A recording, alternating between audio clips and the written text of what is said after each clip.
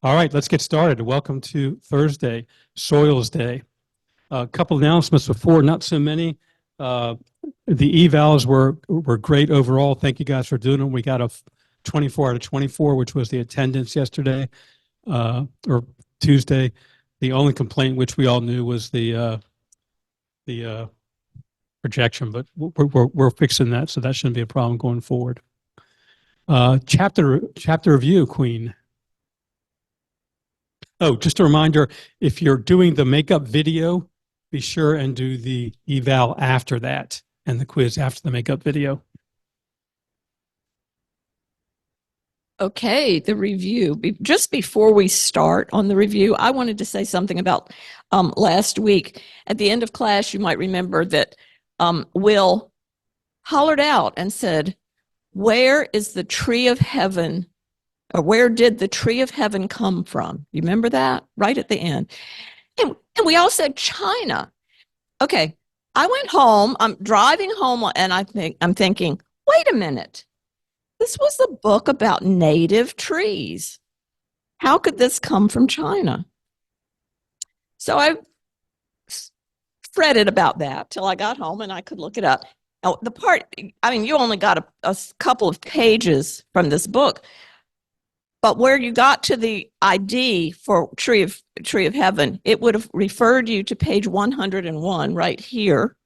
And on page 101, it says, this is an invasive plant and it's native to China. Why is it in here? Okay, all good ideas. My guess is that it's in here because it is so widespread by now. I don't know what year it was brought here, but it was brought on purpose. And it is now so widespread and so damaging and dangerous that we want everybody to be aware of it. So I just wanted to point that out. You know, we were so sure it's from China, and then I was so sure, no, it couldn't be. And then now I'm again sure. So, you always have to look things up. That's my message, and that'll come back to you again next week. You always have to check. You always have to be sure that what you're saying makes sense. Okay, for today's review, I'm thrilled to say that everybody made the 70% cutoff, and most of you made either a 90% or 100% on the quiz. So, on the review, sorry. So good. I think what that tells us is that you're using the book very well. Questions 1, 2, 3, and 4 seem to be gimmies for everybody until we got to number 5, and then we ran into some problems. Number 5 is the question, which one of the statements below is true? Okay, so in other words, there are going to be 4 falses and 1 true in your choices. The one that is true was species is never identified with a single word. Okay, so buttercup won't do it. Okay, it's always going to be 2 words. So that's true. The other 3 choices are false. The one that caught a bunch of you was the first choice, that a specific epithet and binomial nomenclature are synonyms. Who knows why they're not synonyms? Come on. Yeah, but yes, that's true. Or you might be saying Susan Dudley, and that might be a binomial nomenclature. 2 words. That's all that means. It's that you are calling something by 2 names. All right. So my Toyota Prius out there, that's some binomial nomenclature. And it's not limited in any way to botany or biology or science or anything. Okay. So that's the point we're trying to make here. And making the distinction, the specific epithet is very much a biological term for both plants and animals. Okay. All right. And then the other one, I think, was number 6. Am I right, Judy? Number 6, we had a number of misses on this one.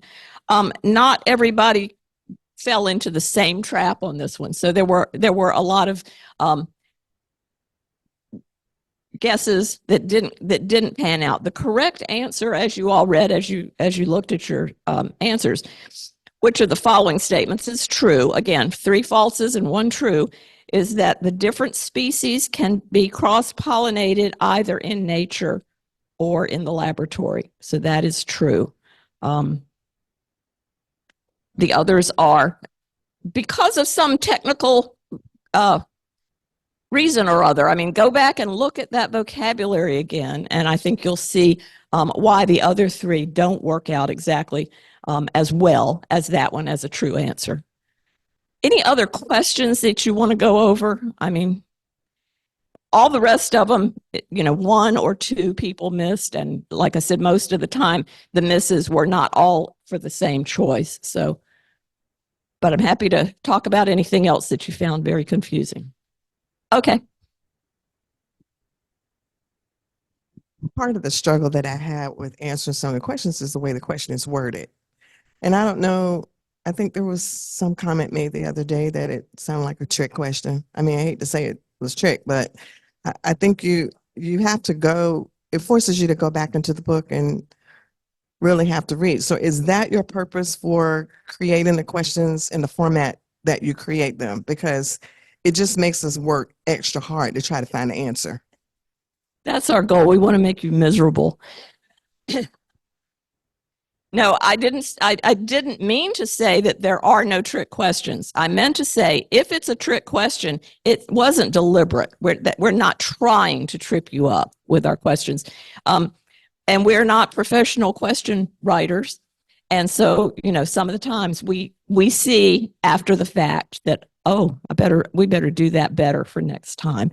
But I do think that there is value to you going back and going, this page, that page, wait a minute, what's this say? And that's really part of our goal. We want you to be familiar with this book. We want you to love this book and know for the whole rest of your careers as master gardeners that this book is a good resource and that what you need to know is very likely to be in there. Okay. I'm going to contradict that next week when I talk to you about research. But in any event, the book is a great resource. So the more experience you have turning those pages and looking for stuff, the better. Thank you. Thanks, Susan. Well, as we explained the first day, the group that runs this class is the Intern Training Committee. And unlike the other committees, we work directly with VCE and our agent. And we also told you that we have a new agent as of the end of January, Megan Garrity. Well, here she is, Megan Garrity. I just wanted to say thank you all for being here. I've never really talked with a mic, so this is kind of crazy. I hope you're all enjoying everything you're learning. You're in great hands. This group is so knowledgeable about everything. I'm new, just like y'all are. I've been on the job for 3 weeks now, so bear with me. I don't really know what else to say other than thank you for being here, and I don't know. Yeah, happy learning. And if you need anything, our office is in the Health Services building. I don't know. You can find us online or ask one of them. And Extension is a great network. We have like 2 to 3 agents in every county in the state of Virginia and across the US. We're out of Virginia Tech and VSU, and we bring research directly to the public. So y'all are helping us do that and helping us reach our mission. Yeah, thank you. All right, we have a couple of commercials before we start, or at least one, and it's going to be the Seed Project. The Seed Project, you'll hear, is a new project just started last year. And here to do it are the team leaders, Helen Hahn and Kenyon Vanderveld. Good morning, and thank you for inviting us to come by and tell you about the SEED program.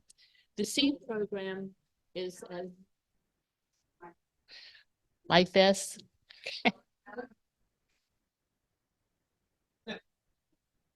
Okay. Can you hear me now?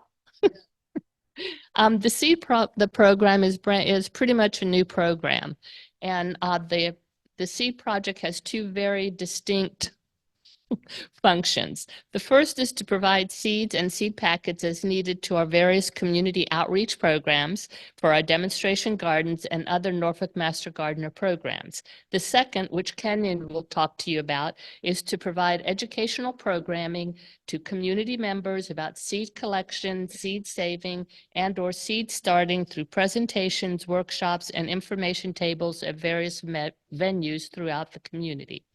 To have seed packets readily available to our various projects, we meet as a group and we pack, label seed envelopes. Currently, we're meeting at the Fred Hewitt Center.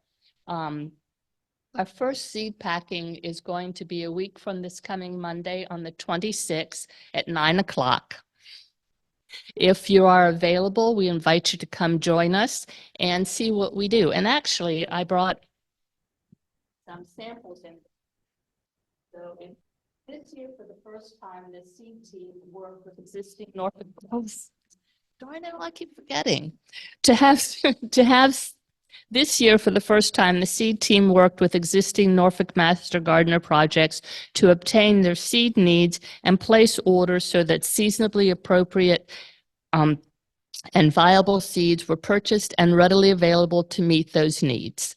We have developed an annual schedule that is predictive of foreseeable project needs for seeds, as well as maintain an inventory of sufficient to provide seeds for unforeseen opportunities or pop-up events.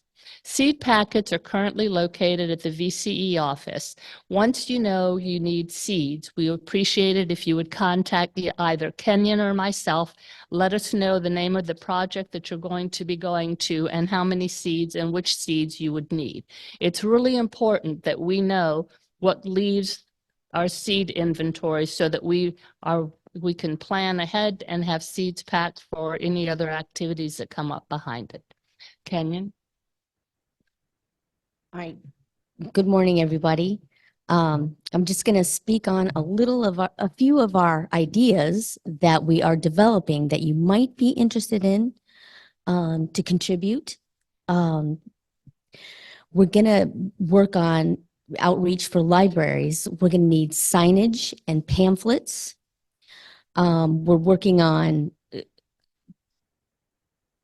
creating the presentations, which would require, we're going to set up the venue. If you want to teach a class on something like seed collection or seed germination, if you want to attend the class, absolutely. So keep that in mind for opportunities.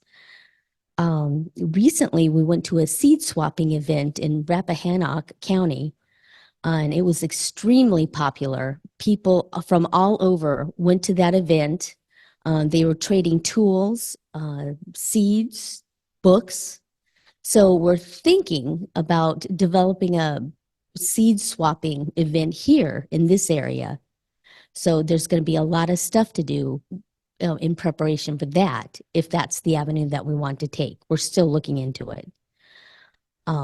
So I think that's about it, but keep a watch out for us because we've got a lot of things to do. And if you're interested, let us know.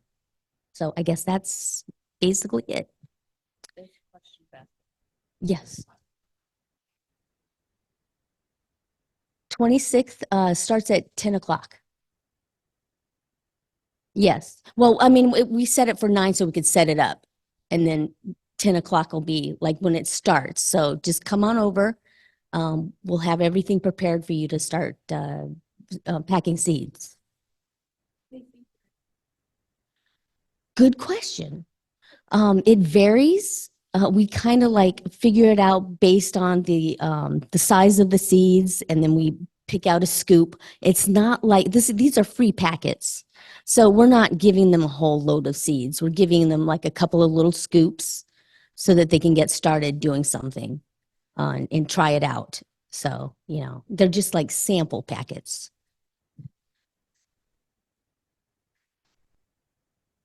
Another good question.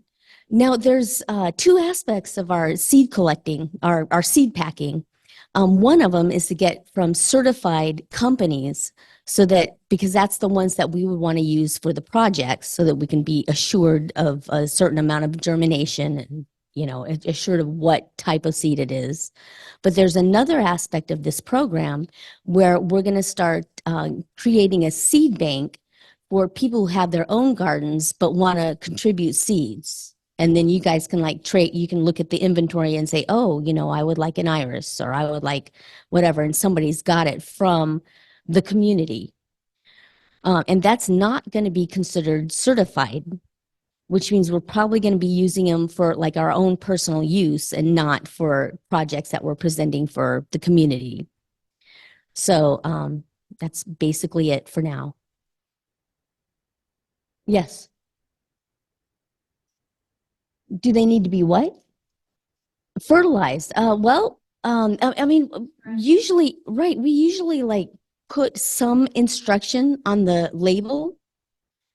But I don't know if like most of them have instruction on fertilization. Like sometimes they'll say, oh, it grows in any soil and that type of thing. But that's another good question. Sometimes we have it on the packet, sometimes we don't.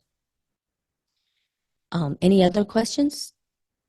Absolutely. If you want to be put on our email list, contact us. We'll put you on so that you'll hear about seed packing events. When we put out a call for teaching events that we might need a teacher, or we would just say, if you guys want to attend, this is the event. So absolutely, if you want to be on our email list, let us know. I don't see our second, thank you guys. I don't see our second commercial, so we'll just go right ahead with our speaker. Today's first speaker is Mimi Rosenthal. She is a native of Brooklyn, New York, and she started gardening in the Children's Garden of Brooklyn Botanic Gardens. She moved to Norfolk in 1977, and she's been a master gardener since 2015. Before retirement, she taught biochemistry and nutrition as a professor at EVMS, Eastern Virginia Medical School. When she realized how many gardeners enjoyed new and novel plants, she saw GMO as a new form of poison. Her initial NMGA activity was to develop a talk about science and controversies of genetically engineered plants. In addition to the Speakers Bureau, she enjoys many outdoor activities, including the crepe myrtle pruning, tree giveaways, and working along the ERT, the Elizabeth River Trail. Mimi Rosenthal. The joke I was going to give you guys before was that I committed the cardinal sin. I forgot my badge.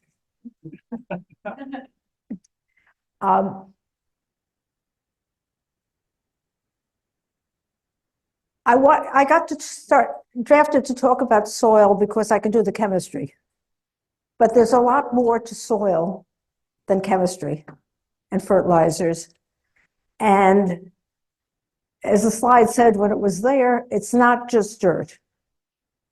And there's a lot of facts in your book, some of which you will use, some of which, trust me, you will never use. But if you can appreciate the role of soil for plants and for the planet, then you've got what I think is the main point of all this. If we get the next slide, what I wanted to show here is that there's a lot going on beneath the surface that we don't see. You've got many different types of bacteria, fungi, worms. We wanted to do a lot of animal biology. There's a whole lot of things living happily under the soil, and we want to keep them there. Technically, they make soil horizons. The top, I got a big stick as opposed to a laser. You've got organic layer on the top, decayed matter, your mulch. Then you've got the good stuff, the topsoil, which is where most of our veggies and flowers and ever grow roots into it. Below then, subsoil, less organic matter, more minerals. Tree roots will grow down there. Below that still, broken down rocks, what they call parent mineral, and below that, bedrock. Obviously, when you get down to bedrock or even that parent material, things aren't growing down there. And you've got all these horizons that you'd call soil, but what we really think about in terms of healthy soil is keeping the topsoil healthy. How deep is the topsoil? It depends. Usually when they call soil depth, they actually include topsoil and the subsoil because the tree roots will go down that far. It can be very thin. There are places in Appalachia where the rocks are so high and the soil is so thin, there are different varieties of wildflowers with very shallow roots. It can be very deep, more than 60 inches. You want really deep soil, get near a riverbed because the silt washes down and it piles up and the deltas have the really thick soil. It's important you can't grow things that are going to grow very far down if your soil is thin. So this is going to vary. If you're growing on something where underneath there was cement from 150 years ago, that's going to limit things too. How long does it take to get an inch of topsoil? Maybe 100 years. It takes that long for the parent material to break down, for microorganisms to add organic material, and finally to develop the good stuff. It takes, yeah. That be sped up. I don't know. It unfortunately can be destroyed. And that's the bigger problem. I mean, not just carted away to use elsewhere, blown away, or my favorite example of destroying it is the guys who come to fix the gas lines and dig the pipes and turn everything upside down. And then then the grass doesn't grow the same way. Then they'll sprinkle some seeds that aren't adapted to our area anyway and say that they've restored it. It doesn't work. I haven't really seen anything on restoring it, but something I'd like to find out about. So what does good topsoil look like? It's usually dark in color. It's alive. Usually has a pH between 5.5 and 7.5. We'll talk more about what pH is technically. But if you pick up your soil and an earthworm comes out, it's good. What I've come to realize with this, I think, is that there's basically a give and take between soil and the plants. You can't get good plants without good soil. But on the other hand, the plants help maintain the soil. And if we have bare soil, without the plants there, the soil will not survive as good topsoil. So it's, in a sense, it's a symbiosis of the two. When you think about soil, I think the best way I'd like to do it is to say there are physical aspects, there are chemical aspects, and there are biological. And I want to sort of do each of those. It's fairly easy to jump into the chemical and all the fertilizers, but there really are three. So the next slide, we'll start with that. You can't see it under here, but I've got URLs for sources from just about everything I found. If I were doing Speakers Bureau, I would probably not put the URL, it would just say North Carolina Extension or something in bigger letters. But there are sources for all this material, and I'm glad to share it. Okay, healthy soil, it's only about 50% solid. And out of that 50%, a small, maybe 5 out of the 50, which is 10% of the 50%, or 5 of the 100, is organic matter. The rest of the solid material is mineral. The other half is air and water. And it's important to have all of those. The mineral matter, as we'll see, has got different sizes pieces. The organic matter, plants, animals, some alive, some decaying, some past decay. And as I said, air and water. Oh, wait a minute, there I am. Okay, the particle sizes. Sand, very big. Clay, so small you can't see the particles. Silt, somewhere in the middle. If you think about it, the best way I think to think about it is North Carolina clay, just really heavy, usually not dark brown, sort of reddish. Ocean View Beach, sand, very coarse. It's not going to hold water. In reality, most topsoil has a mixture. From one extreme to the other, some in the middle, and obviously it's all sizes. But the sand is what's coarse, what's visible, and which is very big. If your book now has a diagram, they didn't have it before, which tells you how do you find out. If you take some of your topsoil, put it in a mason jar or a glass or whatever, add water, let it sit. The sand, those big particles, will settle to the bottom very fast. Obviously, if you had any gravel, it would come down even faster. The silt will take a couple of hours. Eventually, the clay level will settle, and you'll have 3 layers. And sand, silt, clay, and the relative size of those layers will tell you something about the mixture you have. That's what the book says. My friend who now has a house up in the Northern Neck tried this and called me all upset. She says, it didn't get clear, and there was all this stuff on the top. What did I do wrong? You didn't do anything wrong. The book was wrong. The reality is what you're going to get is this. It's going to take a long time to clear, and there's going to be all that stuff at the top. That's the good stuff. That's organic material. That's the proof. That's not going to settle, but you want it there. So if you get something nice and clean like that, let's fix it. Again, going back to this idealized one, sand, mostly the bottom layer. Not completely. Clay, mostly the top layer. Loam, which is what people consider good topsoil, is sort of a good mixture of the 3. Sands, clay,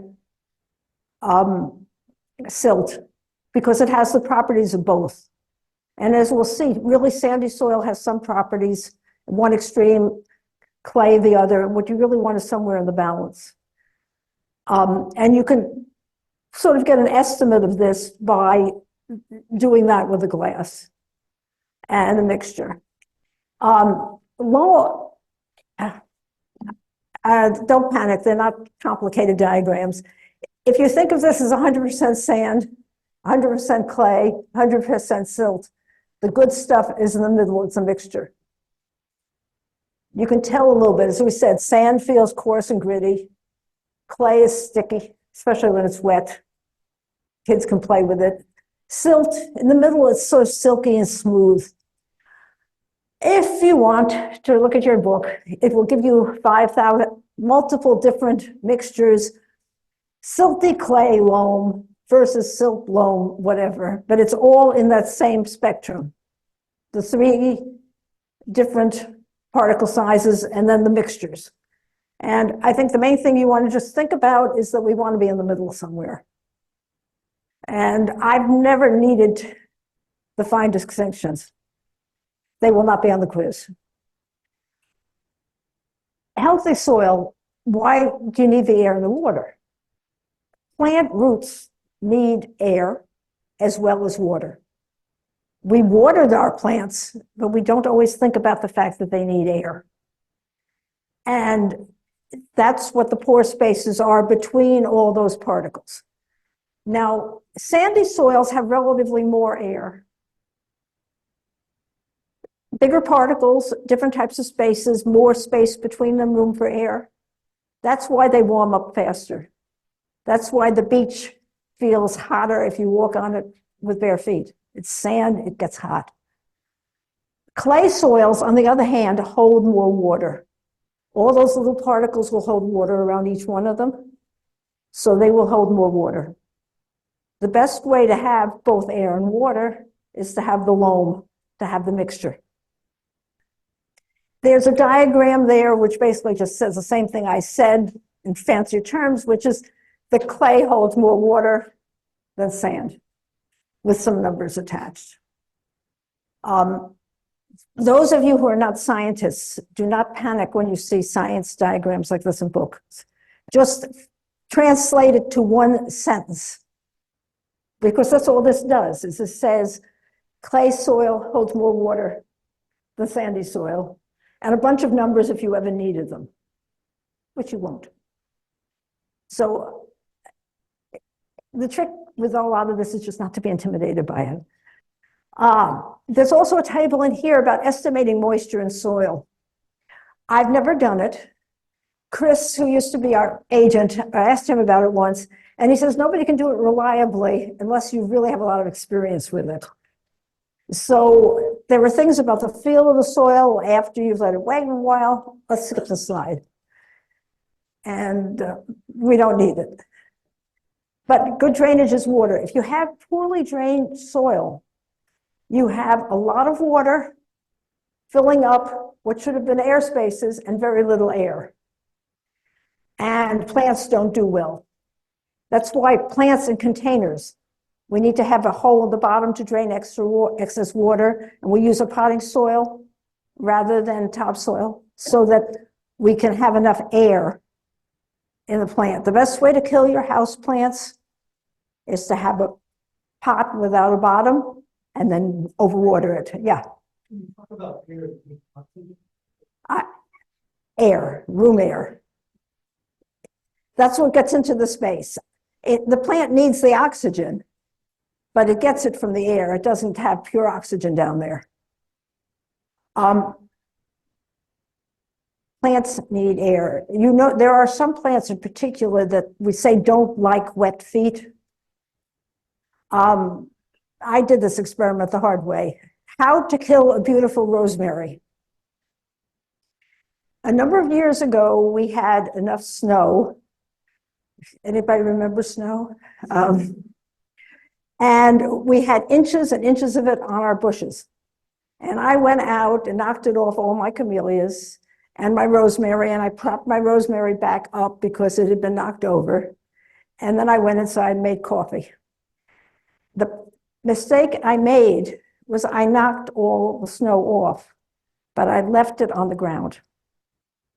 And the rosemary kept being watered by the melting snow, and it died.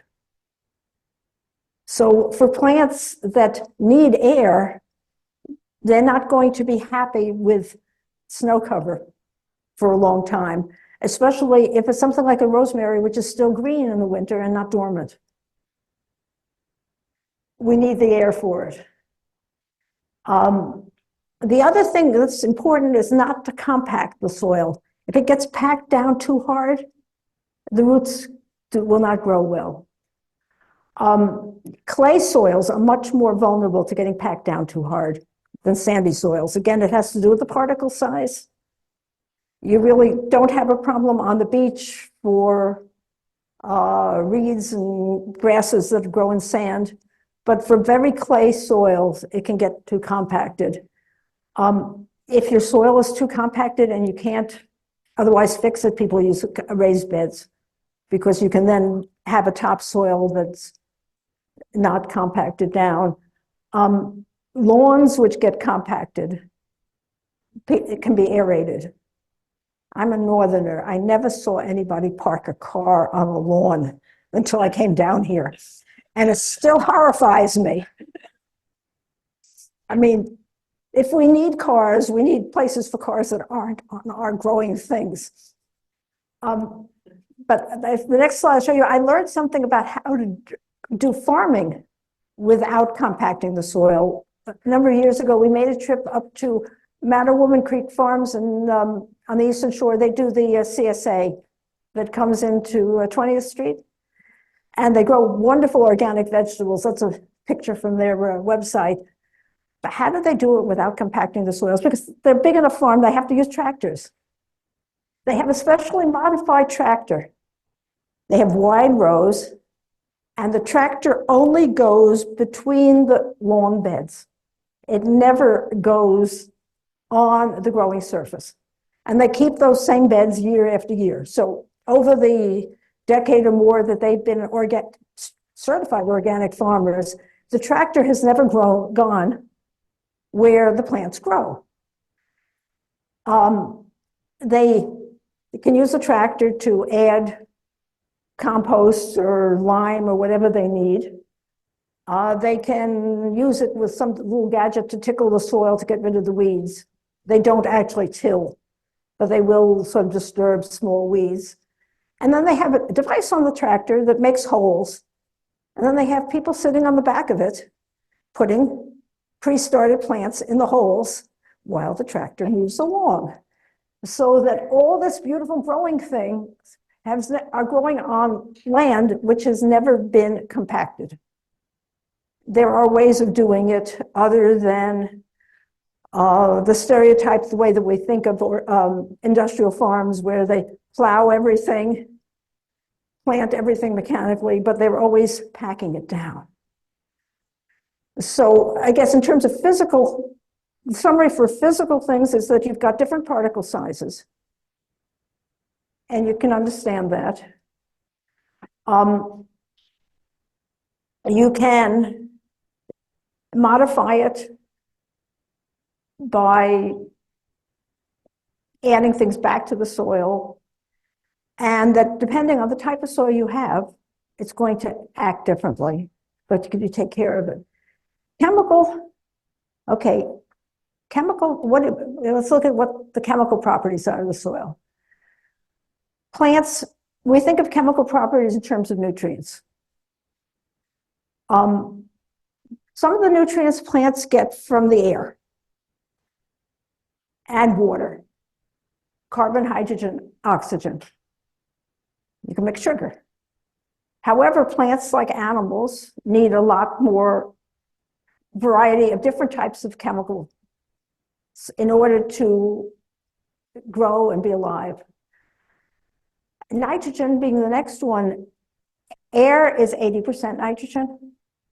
Plants can't use it. It's nitrogen gas, and plants can't use it. They can use CO2, they can use O2, they can use water. They can't use nitrogen. Instead, they use nitrogen compounds, which just means nitrogen atoms attached to other atoms that are in the soil. Ammonium or nitrate is the two that you'll hear about. And they have to be, it has to be in the soil. It's one of the role of good bacteria, because bacteria in the soil take nitrogen gas and convert it to a form that can be used by plants. The term that gets used is they fix it. But basically, they just take the nitrogen from the gas and make a compound with other molecules, which then the plant could use. Some bacteria actually live in the nodules of legumes, peas, beans, soy, and fix nitrogen that way. So if you grow a bean crop, it will actually add nitrogen to the soil.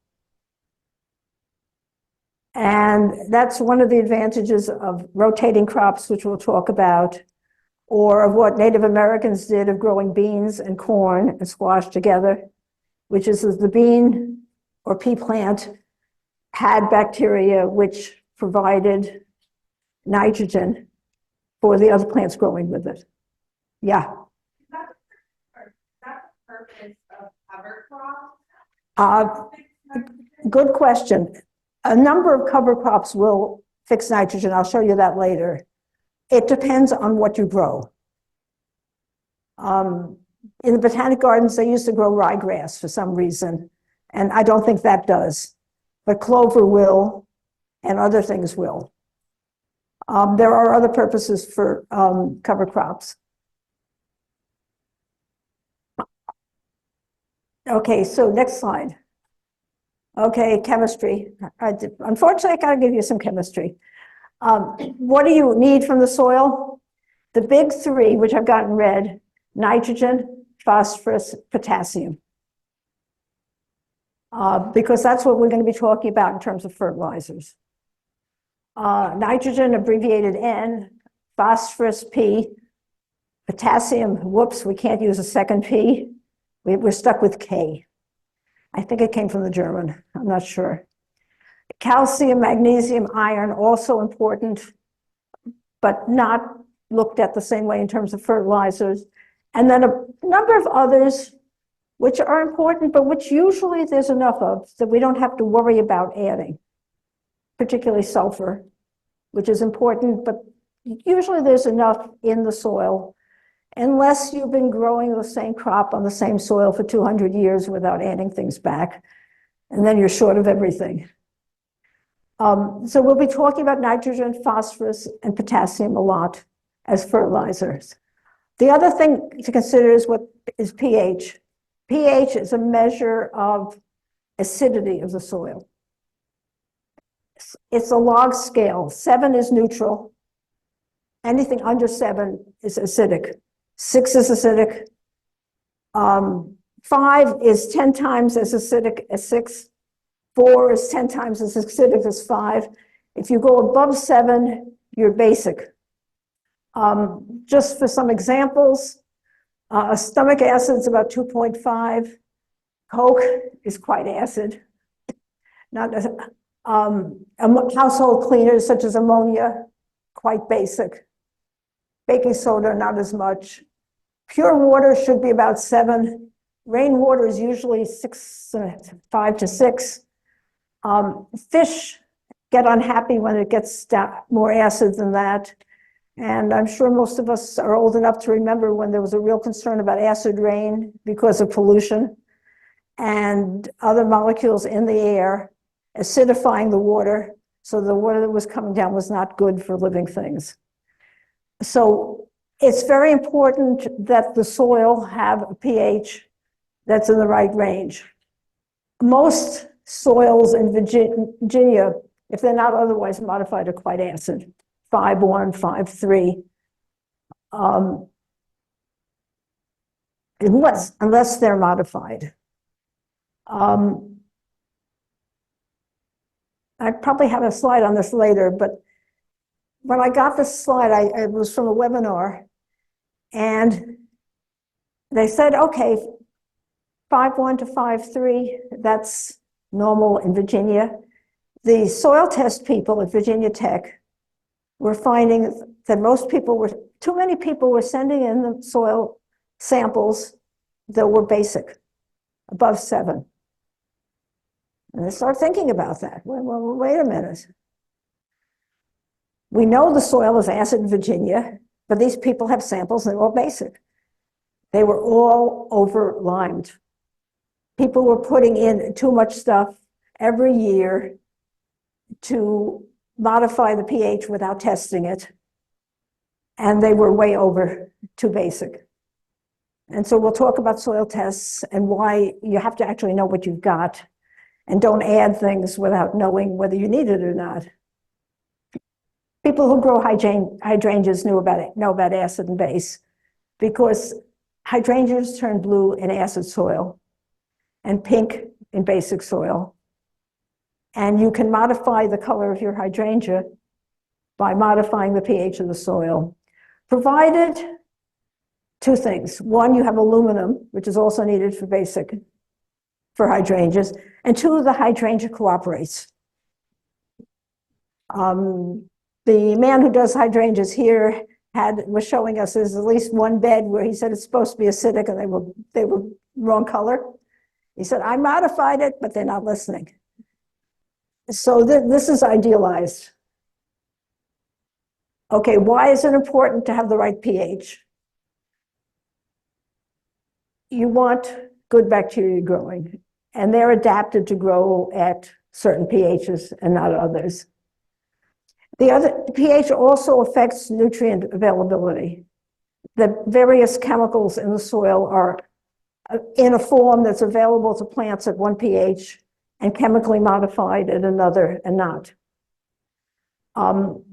It also affects solubility of certain metals and toxicity, so that there are problems that occur with a lot of different metals, good ones and bad ones at different pHs. And the main thing I think to do without sorting out all the different chemicals is just to know what pH you need for your plants and maintain it. The optimum bedding for most bedding plants is 5.5 to 6.5.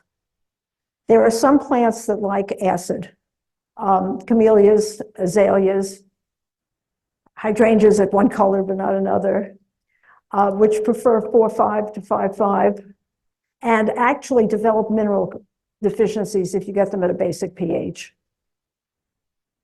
Complicated slide, which basically just shows you all sorts of different minerals which are available, slightly acid to slightly alkaline, most of the big ones here. Some of the others are more available, more acid. So green is good, yellow is sort of okay, red is not good. And you can't quite get green all the way down. But in this middle range, you can get pretty good availability of most things. And that's what we shoot for. Next slide. The other technical thing you see in the book is what they call cation exchange capacity. Many of these minerals are cations, which means they have positive charges. And they're bound, the soil's holding on to them. When the plant makes CO2, the plant roots make CO2 because plant roots are just like animals. They respire, use oxygen, make good things, put off CO2. The hydrogen for the CO2 exchanges with the mineral and makes it available. And how much can be held is how much can then be exchanged. So if you can hold on to positive ions such as calcium, magnesium, potassium, they don't leach out of the soil. They stay sitting on the mineral particles, and then they can be exchanged with the root hairs of the plant. So you've got hydrogen going one way and a variety of positive ions going the other way. The main thing about this is clay soils have more cation exchange capability than sandy soils. Why? It's got more surface. All those little particles have more outside than the big ones. So how do you modify it if you've got sandy soil?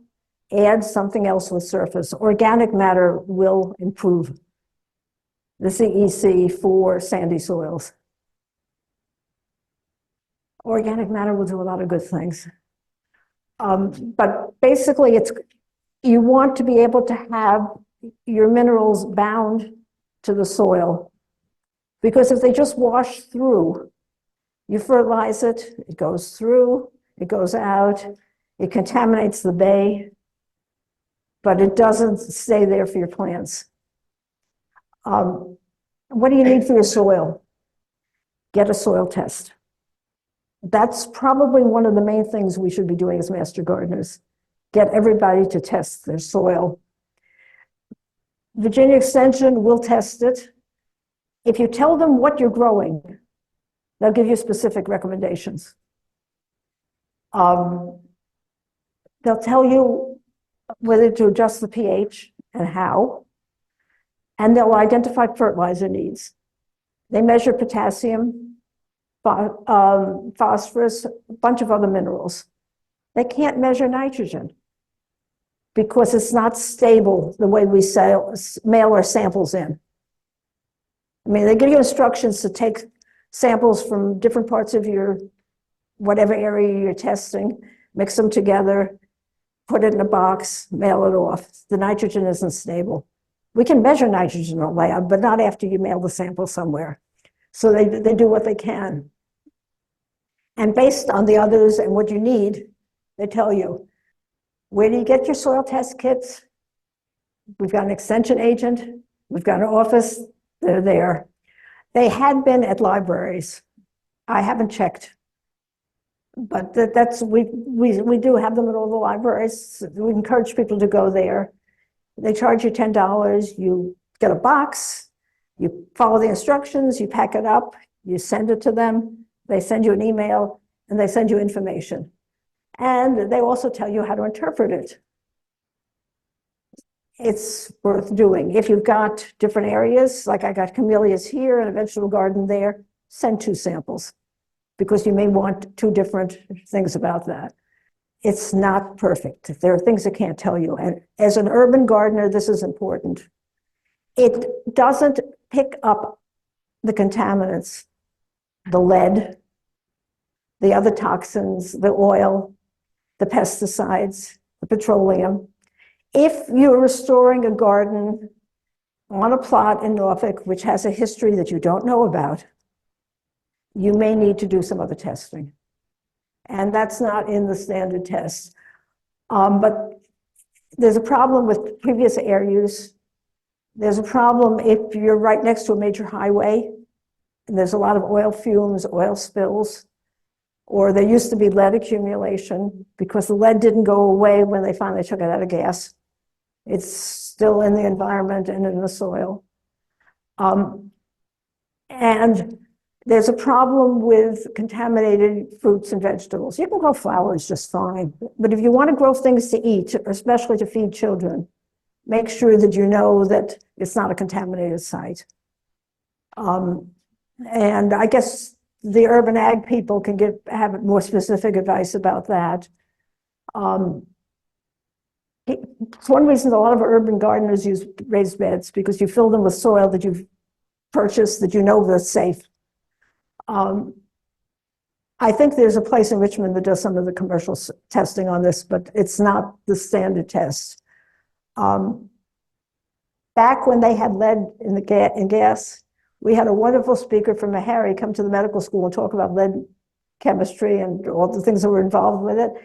And he said that he had to discourage people from growing veggies in their backyards in Nashville, even though there were lots of people who needed to grow veggies for their kids, because there was so much lead in the air from the gas. And Nashville had what they call an inversion, so that the air got stuck there and it came down. And they were just going to see too much lead poisoning. So they were telling folks not to grow tomatoes for their kids. It's unfortunately a problem, and we don't think of it in terms of, soil is good stuff, but what have we done to it? And so you may need a quality assessment type, and soil tests are great, but they're not perfect. I did a soil test, okay? I had a house in Larchmont with a small yard where somebody had collected camellias all around the front, the sides, the back of the house, the whole side of the rest of it. I think I had 57 camellias when we moved in, 3 feet apart. Camellias should not be planted 3 feet apart, and they are not foundation plants. So I, as a new master gardener, sent off my soil kit. And I got back a pH of 7.6. And they said sulfur is needed to reduce soil pH. Apply iron sulfate. And they give you dosage. Be careful not to overapply it. I said, wait a minute. What's going on here? How did it get that alkaline? Well, I don't know who'd been fertilizing it with what, or with what chemical commercial company had been fertilizing my camellias the way they fertilized the hollies, the oaks or other things, or whether stuff had been leaching out from the foundation, because a lot of them were quite close to a concrete foundation, but they needed to make them more acid. On the other hand, they were very happy. So somebody didn't tell them the pH was wrong. And I think that was probably because they were old enough that their roots were all the way down. And even though the pH had been modified near the surface, which is the only place I tested, that they were managing pretty well, and they were not deficient, but this is what you can find out. And they give you very specific things, not to over-apply it, and to do it over a period of time, and then to retest. I didn't retest. I was too busy pruning them. So how do you decrease pH if you need more acidity? Elemental sulfurs used, sulfur compounds, alum, which is a sulfur salt with potassium, iron sulfates, coffee grounds, many chemical fertilizers will add acidity. If you have 57 camellias, coffee grounds will not go far enough. On the other hand, if you want to increase alkalinity, the next lime is a traditional one, which is calcium carbonate. There are some lime products that are certified organic and sulfur, so that for people who are really seriously doing organic farming and being purists about it, you can still add minerals. Come back to the last one.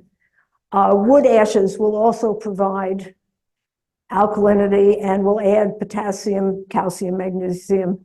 So I shouldn't do it, but if you want to increase the pH, you can dump your fireplace ashes in modest amounts.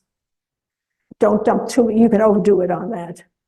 But again, the soil test will give you the specifics on what to use, and if you, for a commercial product, how much, and how to time it so that you don't overdo it. Because if you put it all in one place before it mixes in, you can overdo it there. You need more to change clay soils than sandy soils, because they can hold more minerals. So it takes more of a change to do it. And the table has all sorts of examples on with the difference between the type of soil you have and how much you need. And if you want to do the math, do the math. I'm not doing math with you. But you will get an estimate like that. And it comes back to what we were talking about before about the cation exchange capacity, that if you have so many, to change what's there takes more if you have a higher binding capacity. And that's the clay. Okay, why fertilize? Well, you want to add minerals if they're not there for poor soil, and to return nutrients after harvesting. Because when you harvest, you're removing things. Okay, you're taking the minerals that are in that great tomato and you're taking it inside and you're eating it. And so fertilizing is particularly important for those plants that really use a lot of minerals. Melons, tomatoes, cucumbers. And so you fertilize to put back what was taken away and to maintain healthy plants, which also, as we'll see, prevents erosion. The major push for commercial fertilizer in this country came with the major push for farms supporting cities. Because as long as things stayed on the farm, there wasn't this major export of minerals. And if a farmer exports minerals, then the farmer needs to import minerals. And if you have more of a, not quite a closed system, but a more recycled system, then you don't need it as much. So the Virginia Tech folks, the main thing that they say to do, make sure you add the right amount of nitrogen. Nitrogen is important, but don't overdo it.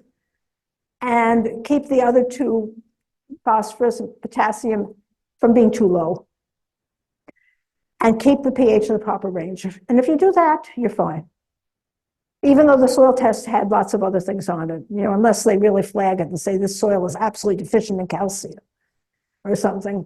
So these are basically what you do, and the VA soil is normally acidic, but they give you information, and if you maintain it, it does just fine. Nitrogen is key. It most frequently limits plant growth.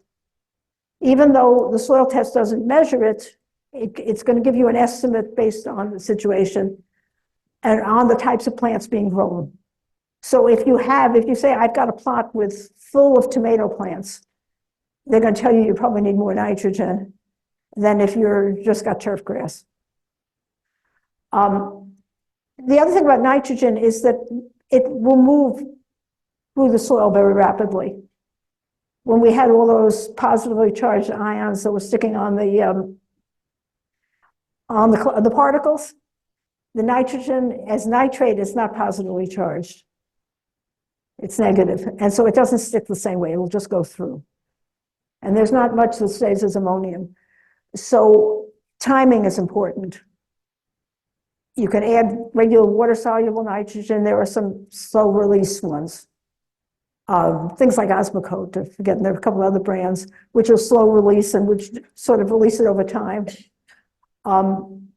They're fine for small gardens. They get very pricey for bigger plots. Which ones are we going to normally have to add? The big three: nitrogen, phosphorus, potassium, sometimes calcium, magnesium, and iron. Not the others. If you buy fertilizer, it will give you a percentage of the first three.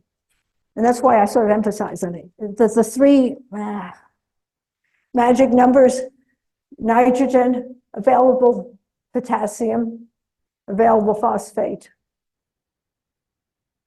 Why? And they say available. If it's in a form chemically that the plant can't get it out, then forget it. It's not useful.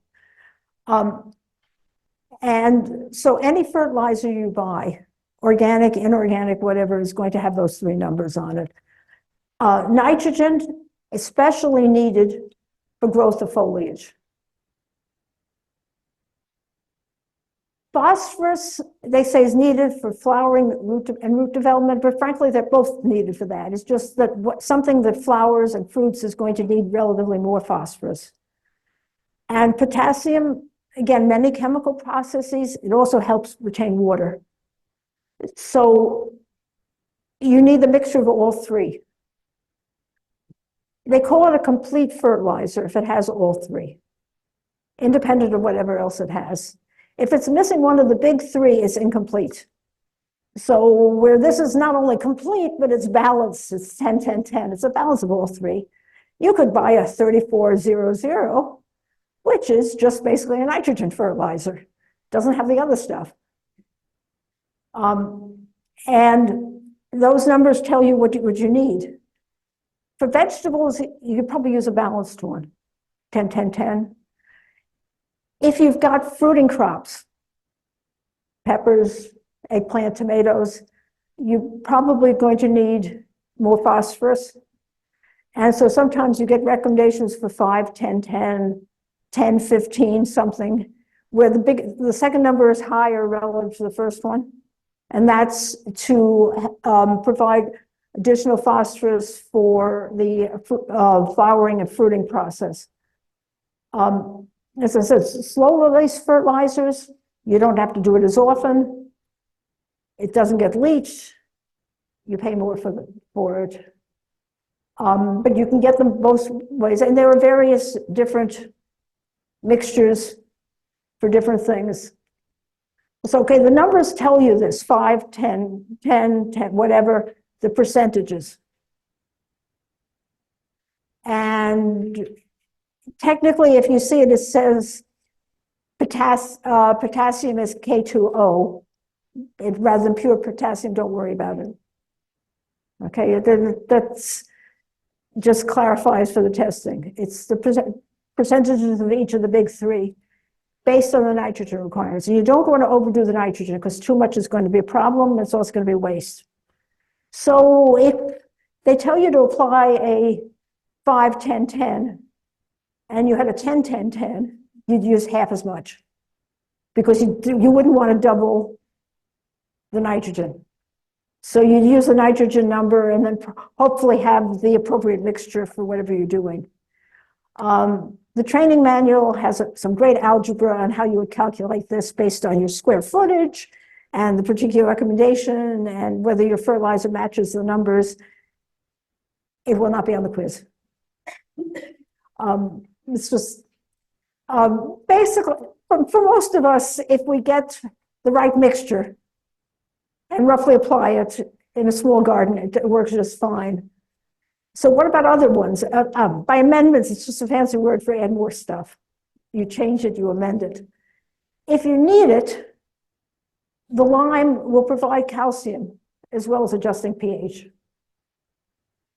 If you use Epsom salts, you can get magnesium and sulfur without changing pH. Iron, you can get, there are various chelated forms. There's a ferrous sulfate that's available. Contrary to myths, they do not recommend the iron stakes. My camellias had them. Somebody had put in these big old iron nails next to each of the camellias to provide iron. The problem is rust is not readily available to the plants. You're better off with a ferrous compound than ferric. And it just doesn't work. If you get iron deficiency, they lose their green color. And sometimes you can see it. On the other hand, with camellias, I had some that had bright yellow and I thought they were iron deficient. And I found one of the agents, I think from Chesapeake, who was an expert, and he said, no, the bright yellow on the camellia is a virus. Some people like it, but it was not an iron deficiency. So how do you time the fertilizing? Somebody asked about seeds. If your soil is really good, you don't need to fertilize the seeds. If you want to start something, you may add a little bit of time. It depends on the plant and your conditions. But if you want nitrogen for leaf growth, you don't want to put it on in the fall when you want your plants to get dormant. Because it sort of would be like pruning them in October.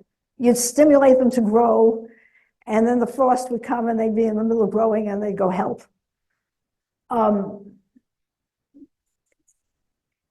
Again, if you put nitrogen on your tomatoes later on, you stimulate lots of leaves when you really want them to, let's make tomatoes, folks, so we don't need more leaves. If you want to do it early, they have these, some of the formulations can be sprayed on the leaves, which is particularly helpful if the soil is still really cold and nutrients aren't as available that way. And sometimes they'll use a starter solution, which is high in phosphorus, that will help the initial root development. If you're starting your seeds in potting soil indoors, it's got nutrients in it. Usually the potting soil is really well nourished and does not need any additional help. Don't overdo it. Why? It's a waste. You're going to waste money. It's sort of like taking vitamins you don't need, you know? They come in, they go out, they don't help. The other thing is that you can cause excessive growth that could be damaging to the plant. You could just overstimulate leaf development in a tomato. You can stimulate things to grow when they shouldn't be. And around here, we're concerned about the water. If you add too much fertilizer and it all goes through, it ends up in the bay. And it feeds especially phosphorus, it feeds the algae. The algae get broken down by bacteria, and it depletes the oxygen. And then the fish die. So around here, it's very important not to over-fertilize. And to avoid fertilizing on steep slopes and right near the body of water, so that if you have one of these wonderful homes which backs up on a tributary of a tributary of a tributary, but it's eventually going out to the bay, don't fertilize near the edge. Think about the bay. Think about the water. Lawns. Traditionally, turf fertilizers are high in nitrogen because you want lots of green, and low in phosphorus because we don't really want them to flower. If we're going natural with our lawns and we're letting the wildflowers grow, this is not the answer. Okay? So it depends on what you're doing with your lawn. If you're naturalizing your lawn, this is not for you. But if you have your traditional lawn, you want 16-4-8, 12-4 something. Virginia now has a law for the industrial folks that they have to use a fertilizer without phosphorus on lawns, unless there's evidence that the phosphorus is actually needed. You want to add nitrogen, but don't add phosphorus. if it's not needed, because the phosphorus is the worst pollutant in the bay. It was done specifically to protect the bay. The other thing, if you want to minimize lawn fertilizing, leave the clippings. Because if you think about it, the minerals are going into the leaves. If you take them away, you're going to have to add more. If you leave them there, they are eventually going to be recycled back down to the earth and can be reused. Organic fertilizers. We have two different definitions of the word organic. There's the one in your book, and there's the one that some of us think about. If any of you took organic chemistry in college, it was anything with a carbon molecule in it. Even if it made from coal, air, and water, it was organic. Anything derived from living materials is considered organic by your textbook and by a lot of fertilizers. That would include guano from birds, manure, hopefully treated at least. Okay, fresh manure is a whole other set of problems. Blood meal, bone meal, mushroom compost, anything that came from a living organism is considered organic. If that organism is polluted or has been sprayed, it's not organic in the sense that other people would think of it as. So you have to think about the two terms about that. Yeah. Worm cast is not on there. Is that organic? Depends, again, yeah. Because it came from the worms. Yeah, I just ran out of room. The farms that have the certified organic designation may use some of these, but they know where it came from. So if they used a mushroom compost, for example, it would have to be an organic mushroom compost. And they have to basically backtrack everything they add onto their, they amend their soil with to make sure that it was.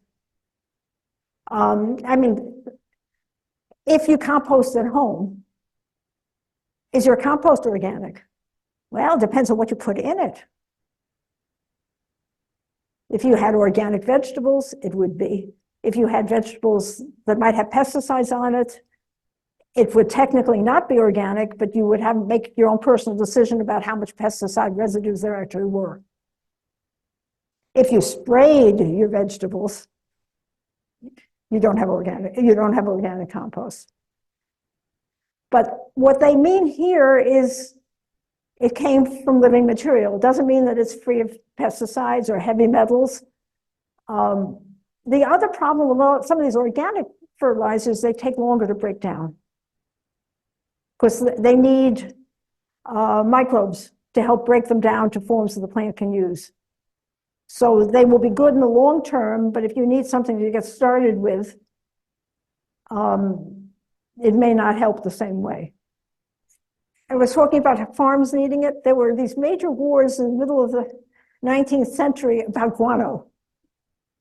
And basically a law that says if the island is uninhabited, you can seize it, claim it, and export all the guano from it you want. And the US military will protect your interests to do it. Because guano was this big solution to the fact that these farms were now exporting all their minerals to the city. And they needed stuff. And there were literally major military and political arguments over who got the island in the middle of the offshore in the Atlantic that had guano on it. Now they can do things with chemistry and start with oil, and they don't have to go with guano, but it was useful. You're going to hear more about composting later, and that's one of the deficiencies of the book. So I'm glad you're going to hear about it because there's a little insert and it says compost is good. But it doesn't tell you much about how to make it or different types of it or even when it might not be good. But basically, composting is recycling generally plant material so that the nutrients are then returned to the soil and available for the next crop. And I wish we did more of it. Yeah, and you start with a whole mess of leftover garbage. You end up with dark, rich stuff that looks like good soil. And eventually it gets broken down even further into humus, which is a small organic material, which is great stuff for soil. You're going to hear later this morning about how to do it yourself. People can also buy it. If you buy it, whether or not it's organic, as I said, depends on where it came from. But there are commercial endeavors that actually will collect wastes from people and who cannot compost. And well, my sister lives out in California, and the city of Berkeley, you have your garbage, you have your recycling, you have your compost. They pick up all three. And actually, your recycling, you sort it for them into glass here, whatever. You pick up your, and she dumps the compost. She has a little container in her sink, dumps it every evening into the bigger bucket out in there. And once a week, the city of Berkeley picks it up and composts it, and they use it for public spaces. I mean, I guess you could also have an arrangement where it was brought back to the individual homeowners, but in that case, they use it for public spaces. The other interesting thing about it is because they do that, they can compost animal material. You can't, because if you do, you're going to get critters. They can because they got a good fence. And they can basically, she can dump the eggshells in, she can dump leftover other things and recycle. It's a good thing to do. So it's available commercially, or you can make your own, but either way, the properties are going to be a bit different from your inorganic fertilizer. Why use compost? It increases the nutrients, less chemical fertilizers made from coal, air, oil, or whatever. It's going to increase the yield of your crops. It's going to help with water retention, so you're going to need to water less. You're going to get good, healthy roots, but there are other reasons. It helps fix soil problems. So if you have sandy soil, the compost acts as a sponge. It'll hold water. Where the sandy soil didn't, and it'll also help hold nutrients. It'll improve the cation exchange capacity. If you have clay soil, it's going to pull the particles together, and it's going to give you larger spaces for air. So whether you're one extreme or another, if you want to help your soil be better, you can add compost to it. If you work it into a flower bed, you're going to help get rid of the compacting of the soil. It also helps maintain pH. And it supports beneficial organisms. It provides food for the critters you want living in the soil, bacteria, worms, et cetera, which is then going to help keep down the bad ones. So compost is more than an organic fertilizer. It actually contributes to the whole living ecosystem of the soil. Mushroom compost. I didn't talk about worm castings, I'm sorry. Partly because they're generally pretty small and you really can't, you don't get enough worm castings to deal with a vegetable bed. Mushroom compost become very fashionable. It does not contain mushrooms. It's a byproduct of mushroom farming. After they've grown the mushrooms, it's what's left. It can have hay, straw, manure, corn cobs, cottonseed, et cetera, whatever they were using to provide a substrate for the mushrooms. It's a little bit spent in minerals because the mushrooms have been using some of it, but it still has some. And it can be higher in calcium, lower in nitrogen than regular compost, but it's still very useful. And there are people who buy it and use it as an amendment. It may or may not be strictly organic, depending on what the stuff was that they started with. I mean, even the crushed grapes, from which vineyard. So you read the labels if you want to use it. The other one I did want to talk about a little bit is biochar, because it was something I hadn't heard about until one of the organic farmers started telling me about it. They make it from burning wood under very low oxygen conditions so that you don't get a lot of CO2 out into the air, but it's broken down sort of like a charcoal. And they often use it mixed with compost because it also will provide nutrients, nitrogen, phosphorus, potassium, and have some of the same advantages in sandy soil, in clay soil, and will also tend to suppress some of the pathogens. So it's become another thing that you'll hear organic gardeners talk about. Again, if what you start with is relatively organic, yeah. Whether or not you recycle, let nature recycle. Plant debris, if it's normally decomposed, is going to return minerals to the soil. So if you leave dead material, you're going to return minerals to the soil. If you think about it, minerals are absorbed, the plant grows, the leaves come down, you can have them decompose and come back, or you can cart it away in a clear bag. Don't bag your lawn clippings, mulch your leaves.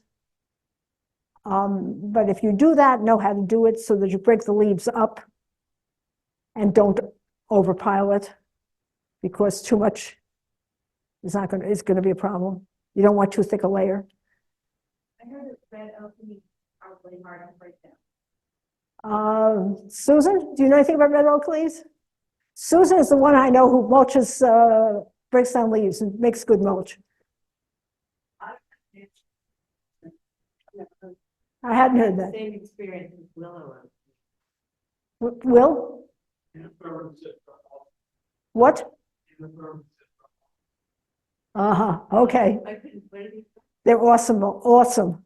What, red leaves, red oak, or in a thermistor?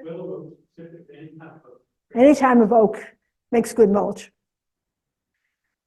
Probably not walnut, because you don't compost walnut for the toxicity, so you probably shouldn't mulch it either.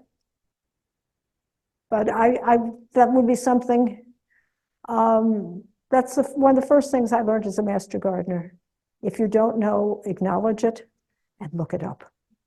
And the main thing we hopefully all will learn how to do is where to look it up. I'm not going to speculate beyond that. I can go for another 15 minutes or so, or do you want to take a break now, Will? Do you want to take a break now, or you want me to keep going? Okay, let's talk about biological. So we've looked at the physical properties of the soil. We've looked at the chemical properties and how we can fix them. Let's look about what's biological in the soil. The first thing we think of is earthworms. They're great. Sign of healthy soil.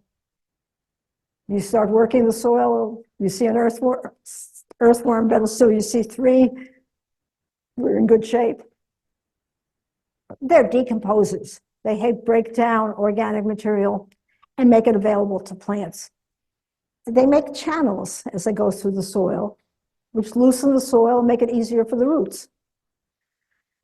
And so they facilitate air and water, and they stimulate the microbes. They're good stuff.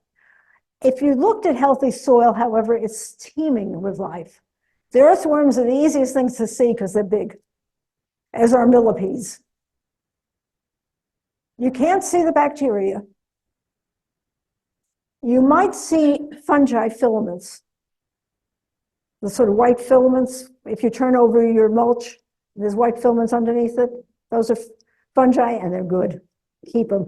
Don't look at it and say, white, it's yuck. Get rid of it. Keep it. And there are a variety of things in between. What this slide does is looks at what they call primary consumers, things that break down or organic material and use the nutrients. There are other things that then consume the primary consumers. And then there are things which shred and transform and help. And the earthworms, which they're calling engineers because they make the channels in addition to everything else. And collectively, they change the nature of the soil. And they can range from something you can see to something tiny. Collectively, they improve the soil.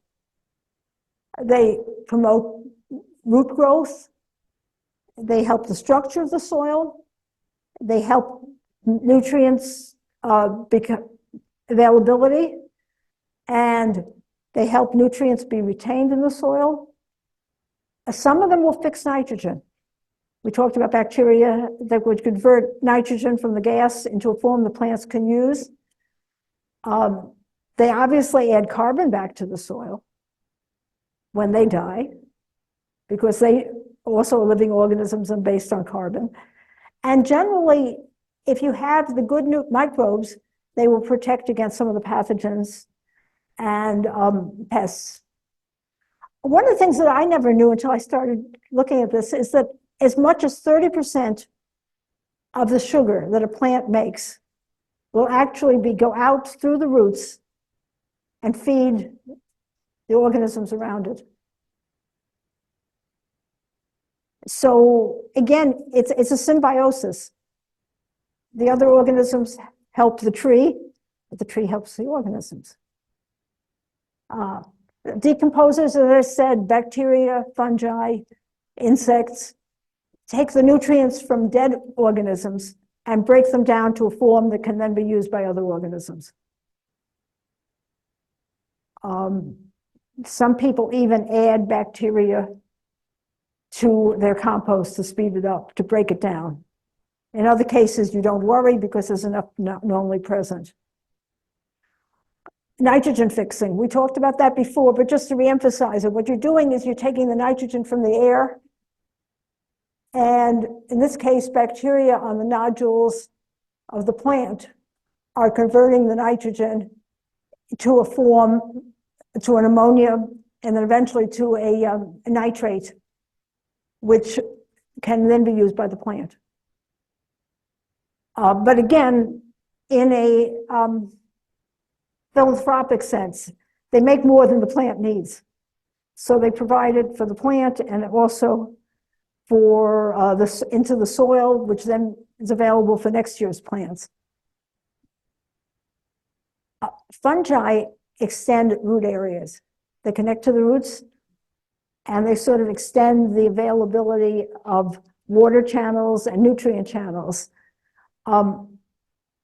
so that you go from just a root system to roots plus with the root hairs and then the filaments of the fungi, providing a much longer surface. It's a relatively newer area of research, but finding that the fungi, first, they obtain their sugar, they're growing organisms, they need sugar, from the root hairs. In return, they will supply nitrogen, they will supply other nutrients. They help some plants resist disease. They're especially important for the health of trees. And in fact, they think one way in which trees communicate with each other and are healthier as a grove rather than a poor individual isolated specimen is because the roots are connected by fungi. And that permits chemical signals to go between one and another. And there's a bit of a diversion. There's a whole book called The Secret Life of Trees, which discusses how trees do differently when they're in an environment with other trees, and if one is dying, how it protects others. And the communication is through the fungi. So to restore the soil, what do? Feed the microbes. If you have sterile soil in which nothing is living, it's sterile soil. It doesn't have those. That's what you would get if you bought topsoil. It's sterilized. They use it to get rid of the bad things, weed seeds, things that they think you don't want, but in the process, they kill the good stuff. And so then you add back organic material. And The organic material it's a mixture, as we said. It's got living organisms, it's got stuff that's freshly dead, and it's got stuff that's decomposing, and it's got stuff that's fully decomposed. And the organic amendments are particularly important for depleted soil. How do you decrease the bad microbes? I've been talking about microbes as if they're all good. We know they're not all good. The obvious first thing, get rid of diseased plants. I'm talking about letting things fall and recycling leaves. If you have camellias, as I did, and they have scale, then you don't leave the camellia leaves and all those flowers on the soil because it's just going to keep growing more scale. And so you have to remove. And that's why you remove diseased parts and why you don't put any diseased plants in your compost pile. The other thing you do is you rotate so that whatever pathogens in the soil that could kill your tomatoes doesn't have anything to eat next year because you're not growing tomatoes there. And if you wait a couple of years and it hasn't had anything to eat because it only likes tomatoes, then maybe it'll be gone. And then you can go back. Okay, how do you protect healthy soil? Agriculture, crop rotation, you can do a limited amount of that with limited space. We have to deal with what we have. Other ways of protecting your healthy soil: prevent erosion, prevent loss of topsoil. How? Mulch. No tilling, don't disturb it. Let it stay by itself, and cover crops, and minimize the use of pesticides. The pesticides will kill the good microorganisms. They will not just kill the bad ones. They're not smart enough to know which ones you want to kill. They just kill. So if you want to keep your good organisms, minimize at least the use of pesticides. In terms of erosion, any of you remember there's a Woody Guthrie song, "On My Oklahoma Farm, It Blew Away," about the Dust Bowl? And literally that's what happened. The soil dried out. The topsoil became dust. It blew away. It wasn't there. What was there no longer supported farming the way it used to. The topsoil, that top layer is what we need. And that's what we have to take care of. And as I said, crop rotation maintains healthy soil. It also helps for nutrients that way. So if you have a heavy feeder one year, and you put something that doesn't need as much in the next year, it works. Rotating in a legume which adds nitrogen in between the year you grow tomatoes in that spot. Grow your tomatoes here and your pea pods there, and then switch. To the extent that it's possible. It's something that's more feasible for a bigger farm. Yeah, okay. How do you deplete the soil? It's been done. In Virginia, the way they depleted the soil is they grew tobacco as a monoculture. Lots and lots of tobacco. Some of the procedures they had in the topping, the desuckering, increases the nicotine, but it further depletes the soil. And then what do you do with the tobacco leaf? You ship it off with all the nutrients. And so they had depleted soil. And so what did the big plantations do? And they just said, okay, forget it. We'll go somewhere else and use somebody else's soil. And they moved west. Some of the small farmers did rotate crops, tobacco versus things they could eat. But the big plantations didn't. Today, the problem is cotton, which is somewhat the same way. It pulls out a lot of nutrients, and then it gets shipped away. And it will really deplete the soil. And the big farmers are the ones that need lots of petroleum-based fertilizers to try and fix things. Mulch, keep the soil covered. Top layer, wood chips, bark, leaves, pine straw. The pine straw provides a little bit of acidity, which the camellias like. If you use wood chips, don't use the ones that are chemically treated and painted a pink or purple or whatever. You don't need the chemicals. Benefits of mulch, got a whole list. They maintain the soil, the moisture in the soil. They protect insects from being dried out. Because if the soil dries out completely, it's going to kill everything that's been growing there. It minimizes fluctuations of temperature, which is important in the winter, but also in the heat of the summer. And it hinders weed growth. It does not stop it. It hinders it. I don't know anything that stops it except black plastic, and even that doesn't work, and I don't recommend it.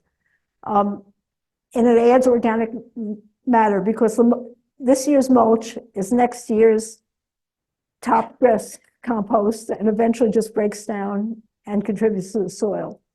And it also provides habitat for a number of small creatures, for overwintering butterflies, etc. You're probably going to get this from other people as well, but since we're talking about protecting the soil, you've got to protect the tree as well. This does it. This is nice. You've got a nice thin layer of mulch, and it's not around the root. This is the bottom of the trunk. If you pile it up like this, you've got a landscaper that you're paying by a cubic yard. And first of all, it's holding all sorts of water against the bark.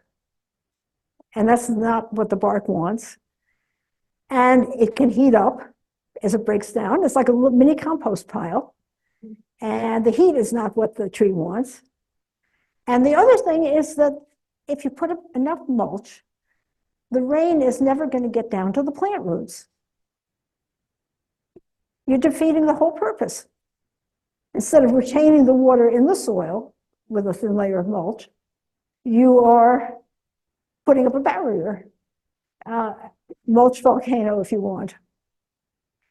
A lot of farmers are now going to either no-till or virtually no-till, trying not to disturb the whole biome that's under the soil. This is an example. It's a big farm, and it's obviously in the north because they've got snow, but the plant stalks that were left when the crop was harvested help maintain the soil, keep the snow there, which provides moisture and keeps the soil from drying out and blowing away. By just doing that rather than completely plowing it open and leaving it bare. If you don't till, you retain the structure, the channels, the microorganisms. You can feed the soil as things decay. You can provide mulch. You can keep the wind off the surface. And having that top cover also prevents loss of topsoil by really heavy rain, because the heavy rain will just splash things away and wash them away. And if you have protection for the soil, it's protected, it's safer. Yeah. Cover crops came up earlier, but I've got them now. They improve the soil. Cover crop is what somebody would plant in between a growing season. In the South, where people have growing seasons all year round, is probably not as important. But in New England, for example, or even in New York where I grew up, if you couldn't really grow anything, grow your vegetables in winter, if you planted something, even a grass seed, it would protect the soil. And it's going to do a lot of things. It's going to prevent erosion. It's going to prevent compacting of the soil because it's not being packed down. It's going to control weeds, because if you leave the soil bare, it's fair game for anything that wants to grow there. And it's going to help the rain go in gradually rather than just run off.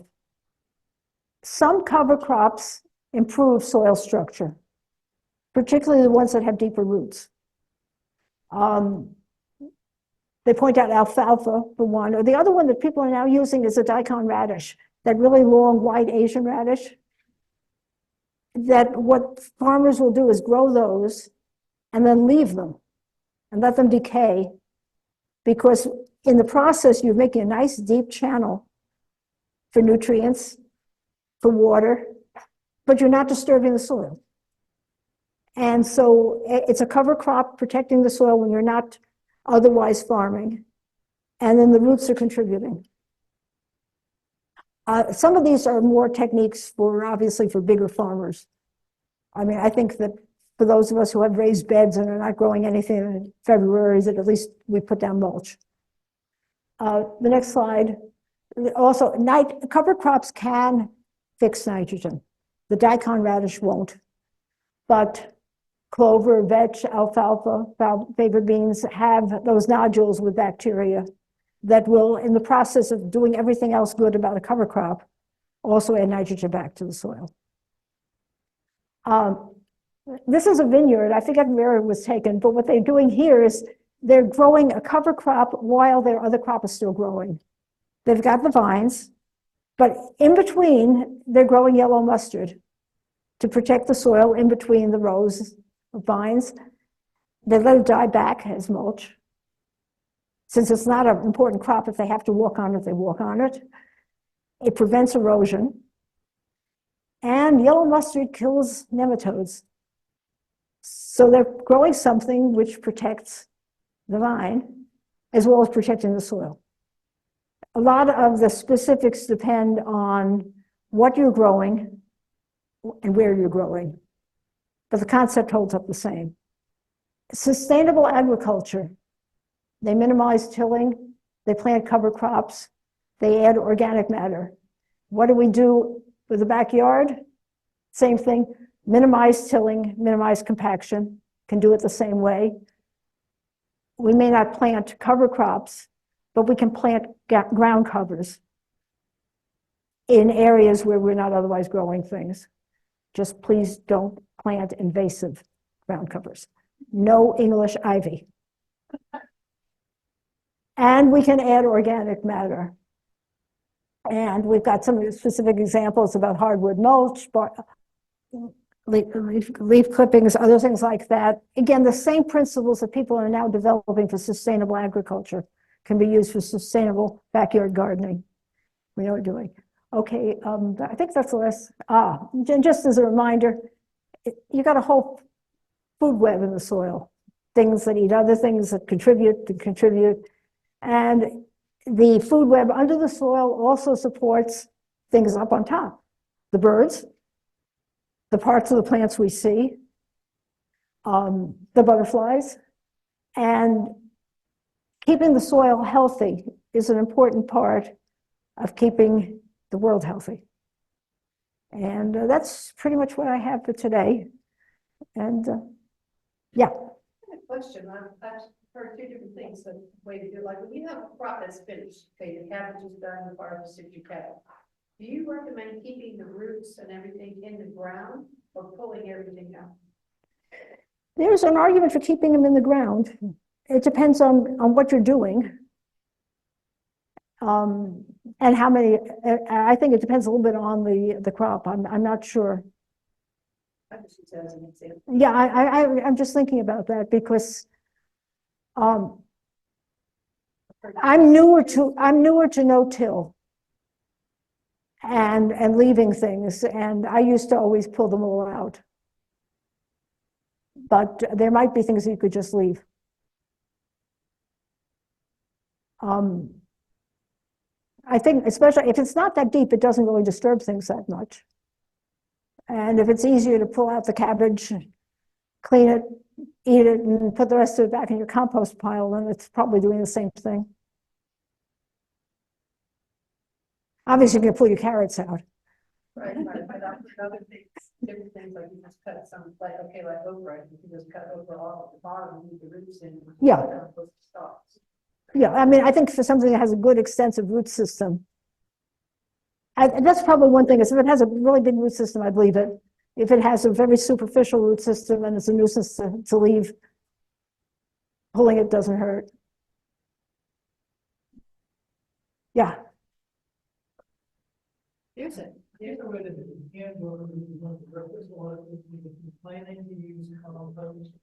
or anything, that it's better to put it down before you take it, so it's not that it's still done. And if that's the case, then how long would you recommend? Mark, help. I don't know.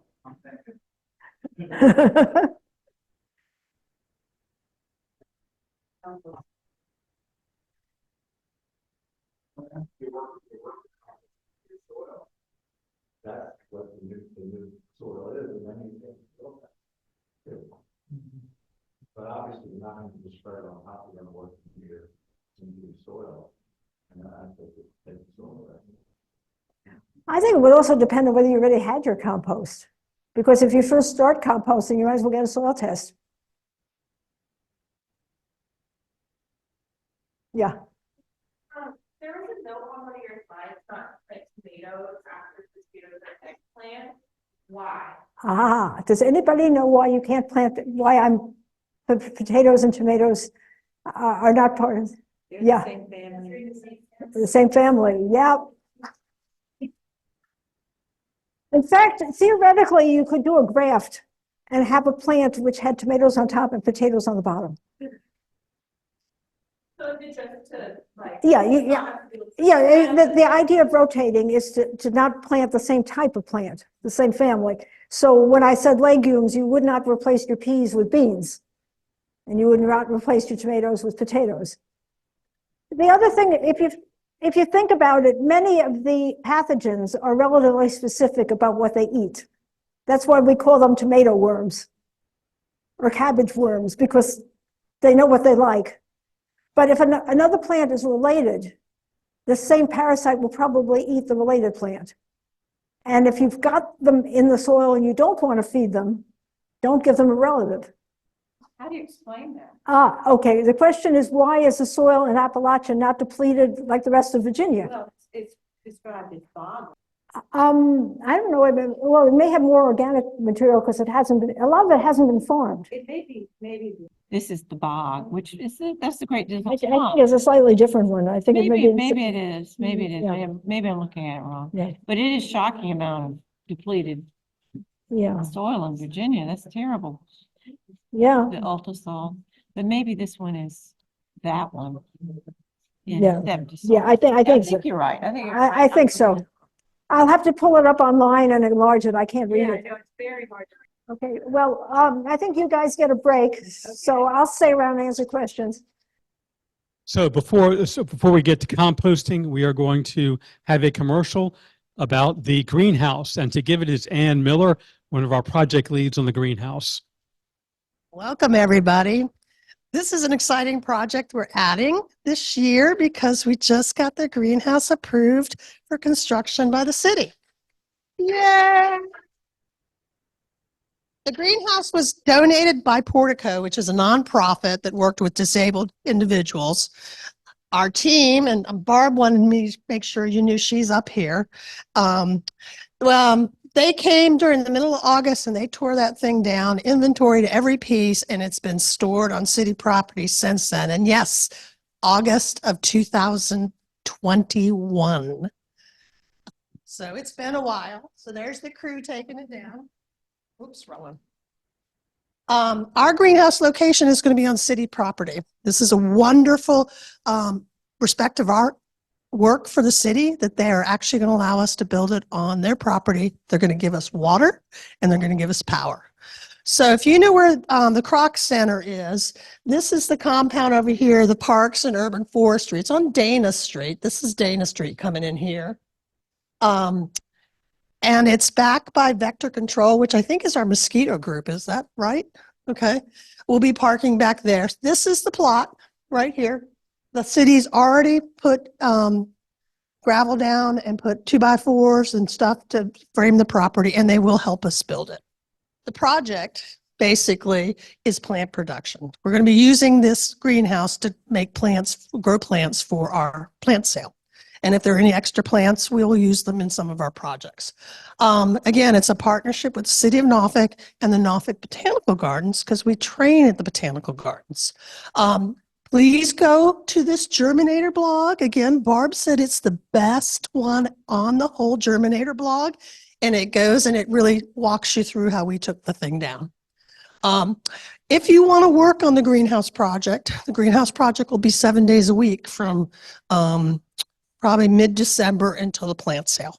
We have to check the plants every day. Mainly 2 hours. There's going to be a buddy system. We have to have a minimum of 2. If you guys want to work in this project, I would like you to get 10 hours of training here at the Norfolk Botanical Gardens. Meredith Stewart is our greenhouse operator here at the Botanical Gardens. So you guys are right over here. The greenhouse is way back here. It's in the non-public side of the house. So what we do is we park when you come in the gate and we just take this walk back over to here. When you guys can do it, right now it's only on Thursdays and it's only during growing season. So you won't be able to do it until you graduate. And I think we'll be done by that time, but we'll have more training in the fall. So I'd like you to be there 10 hours just to get an understanding of a functioning greenhouse before you help us. You need to have the Botanical Gardens volunteer training. You also need that if you're going to volunteer at the Potager Garden or if you're going to volunteer at the Butterfly House. They have that training here in the spring for a lot of people, so you probably want to get that. Again, in Better Impact, you go look at the opportunity calendar, and I'll have in there, or Barb put in there, 2 sessions every Thursday. And we're going to go probably to the end of March, and then we'll be done, and we'll start back again in September. Log your hours as continuing education under the greenhouse. It will not count as work hours for you. I know you're going to get your 50, but it will count in longevity hours. So definitely come out and learn, and then you can volunteer in the greenhouse.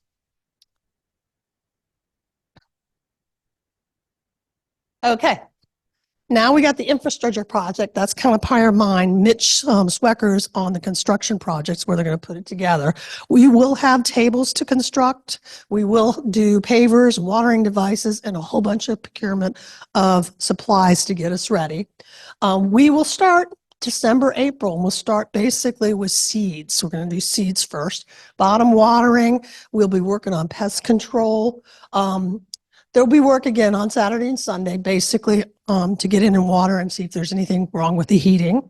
Larger groups will be needed when we get transplanting tons of seeds, not seeds or seedlings. And then also when we get ready for plant sale. Again, then you will sign up in Better Impact and log your hours under operations and maintenance. So last week, Meredith took us over to the orchid greenhouse over here for IPM, Integrated Pest Management. You heard about some of those things right now. So she told us first you need to look. That doesn't look healthy. And look at that lovely scale. Isn't that pretty? So to do this, we clean it with, I think 90% oxygen in a 1-to-10 ratio, put a little bit of soap in it, and we just spray them and then wipe them off. We will get scale, we will get mealybugs, we will get, what's the other, mites and all sorts of stuff. So this is an important project, and we had so much fun with Meredith. So you guys will meet her eventually in one of the meetings here, but that's all I have. Anybody have questions? Yes, ma'am. Well, no, basically we put that in there so we can kind of see who's coming. If you can't come till 10, come to 10. If you can't come to 1, well, 1 we'd stop. Pretty much by 1 we stop. But just come whenever you can. I have it in there so I can get a feel for how many people. We can only do a maximum of 8. She only has so much space in there. And we've got to respect the fact that she's running a business back there too. Any other questions? Okay. Thank you very much. Infomercial is done. Thanks, Ann. Our next speaker who's going to talk about compost is Mark Rabinowitz. He was with the Master Gardener class of 2022. Before then, he spent 40 years working as a licensed clinical social worker. He currently focuses on square foot vegetable gardening and vegetable gardening for small spaces.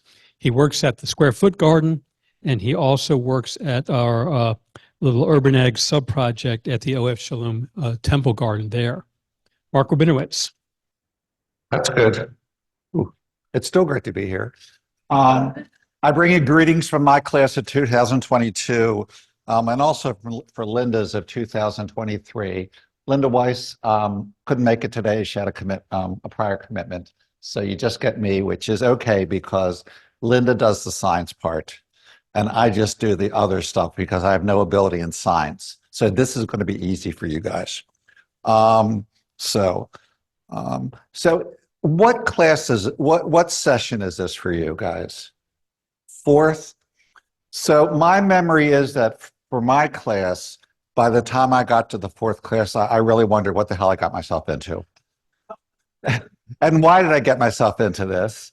And so since I didn't have any science background, I was looking through the manual and it made no sense to me. Luckily, Scott's wife, Monica, did it. We went through it together. She has a science everything background. But it really does get overwhelming and everybody passes and it all works out okay. And I know we're all high achievers and it's okay if you get a couple wrong on the tests. You don't have to get 100% or so.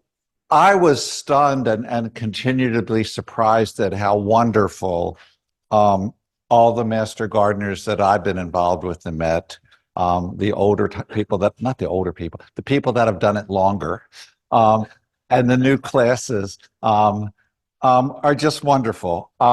You know, the people are friendly, kind, caring. They are all quirky in their own ways.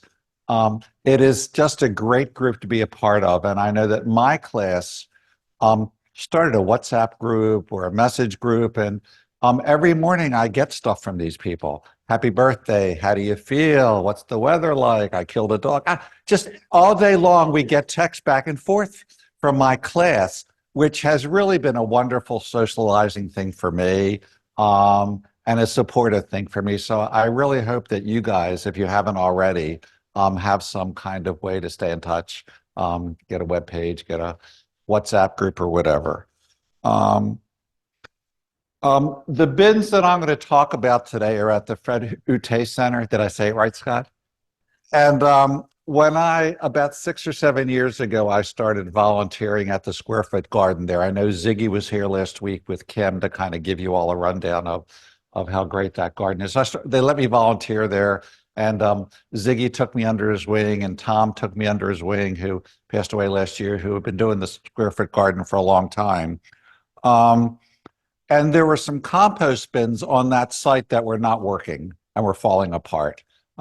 So at some point I decided, why don't we just change this? And I'll be talking about that. You all know the Square Foot Garden donated 2,000 pounds of food to the food bank. I will also tell you that the food bank is desperately in need of donations. They have canceled volunteers coming in because they don't have enough food to pack up and go. So if you all want to do a good deed, send a check to the food bank because people need it. Okay. How many people in here currently compost? Perfect. Thank you.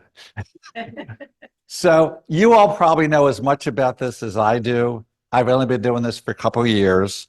And my hope is that this presentation encourages everybody to try composting. You know, what else can you turn shit into gold? I mean, come on now. You really do.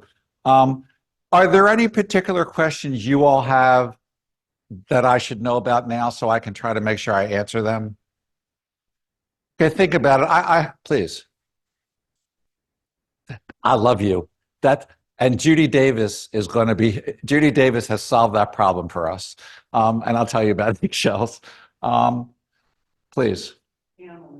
We can talk a little bit about that. We only have, the squirrels don't seem, we'll talk about that. Okay. Yeah, we're going to talk about it's cold and what do you do to warm it up? Because that's been an ongoing dilemma. And again, this is my compact, compost experience. All right, special thanks goes to Judy Davis because the old presentation used a different slide set, and then VCE came out with all these new slide sets. So last year, Judy took it upon herself to redo my slides into this fancy thing. So she's also the person that knows everything about eggshells. And it's an ongoing debate. Okay. So a little bit about me. I retired about 6 years ago I was a licensed clinical social worker specializing in marital therapy. It was a very lovely career. And I spent all my life in a very lovely office with a window, but I was inside all the time. So it's been so nice for me to be able to garden, to go outside and not be trapped inside. When I lived in Larchmont, I had a little vegetable garden. The people who were in the house before us had it, so that was terrific. My youngest son, when he was in Maryland, started a square foot garden at Hillel, which is a Jewish organization, just on his own. I thought that was pretty cool. So we used to go visit his square foot garden, and he would donate the food around campus. Well, I moved to Ghent Square about 25 years ago, and you know, Ghent Square we have no yards, which is really nice. But there wasn't a whole lot of gardening that I could do with no yards, although now I do container gardens. I've got bags on my pad. I've got raised things. I've got a lot of stuff. So this is one of my beds, and that's my back with where I grow potatoes. I just want to say that we use the netting because we have a squirrel problem. And I'm so over the squirrels. But anything we plant, the squirrels like to dig up and leave nuts. So I thought I did great. So I put this chicken wire over here. And like a month ago, I'm looking and a squirrel had gotten in there. It squeezed its way up. So as I was yelling at it, it ran all around and ruined all my crops. But squirrels are a problem.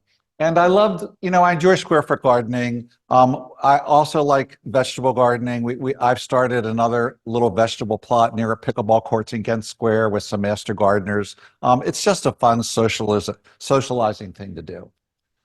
See, now Linda was a laboratory director and a medical microbiologist, so she knows this stuff. And she's done a great job of putting these slides together. And she's worked on a number of projects. I would make a pitch that when you all go out and do your intern hours, go to a lot of different places. Even if you don't think you're interested in it. I did not go to as many different places as I could have because, I just do vegetable gardens. But I think I missed out on a lot and meeting wonderful people. So take the year and go see everything that's happening.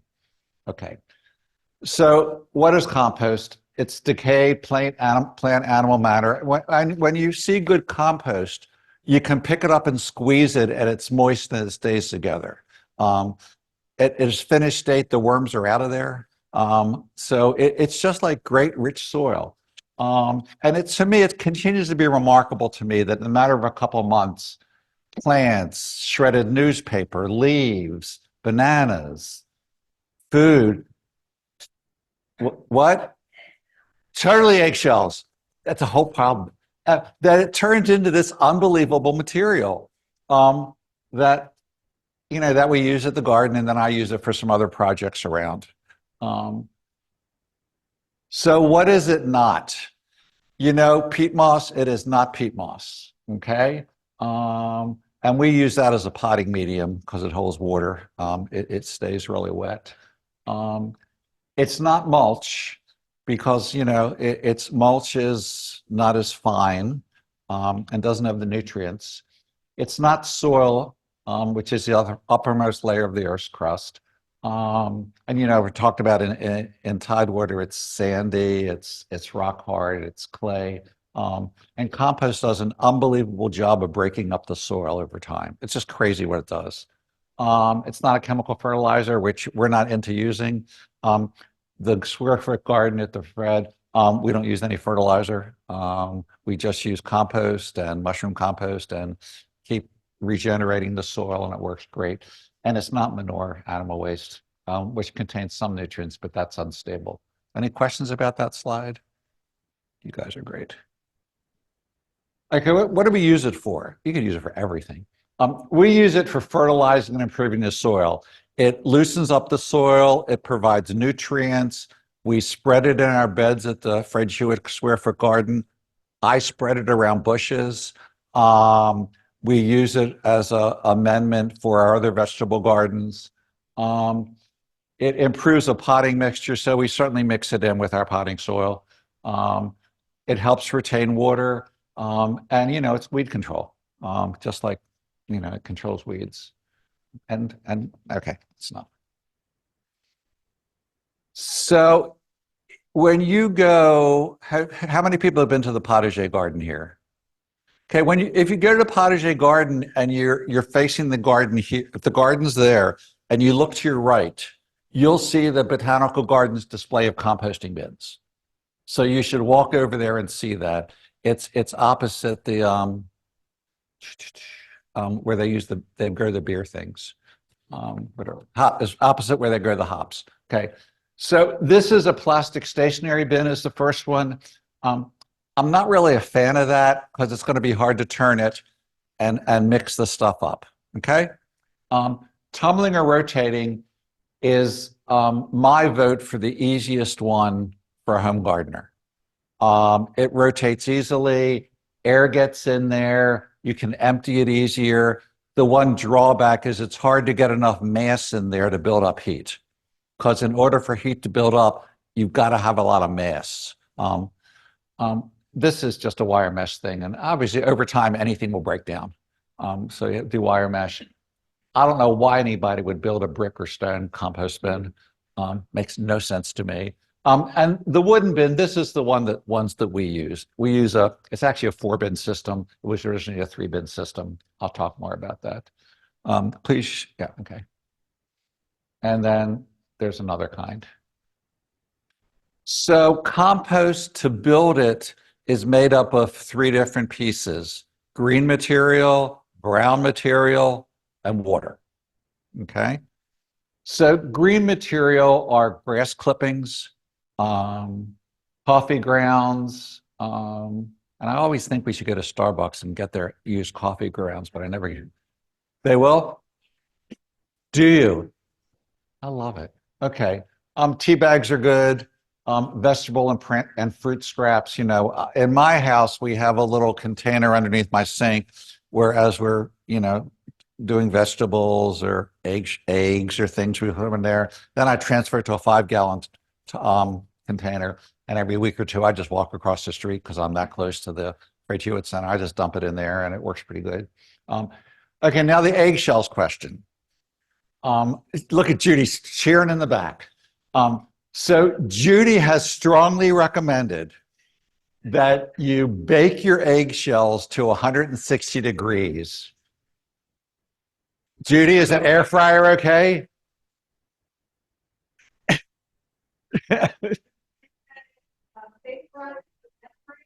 We do not do that.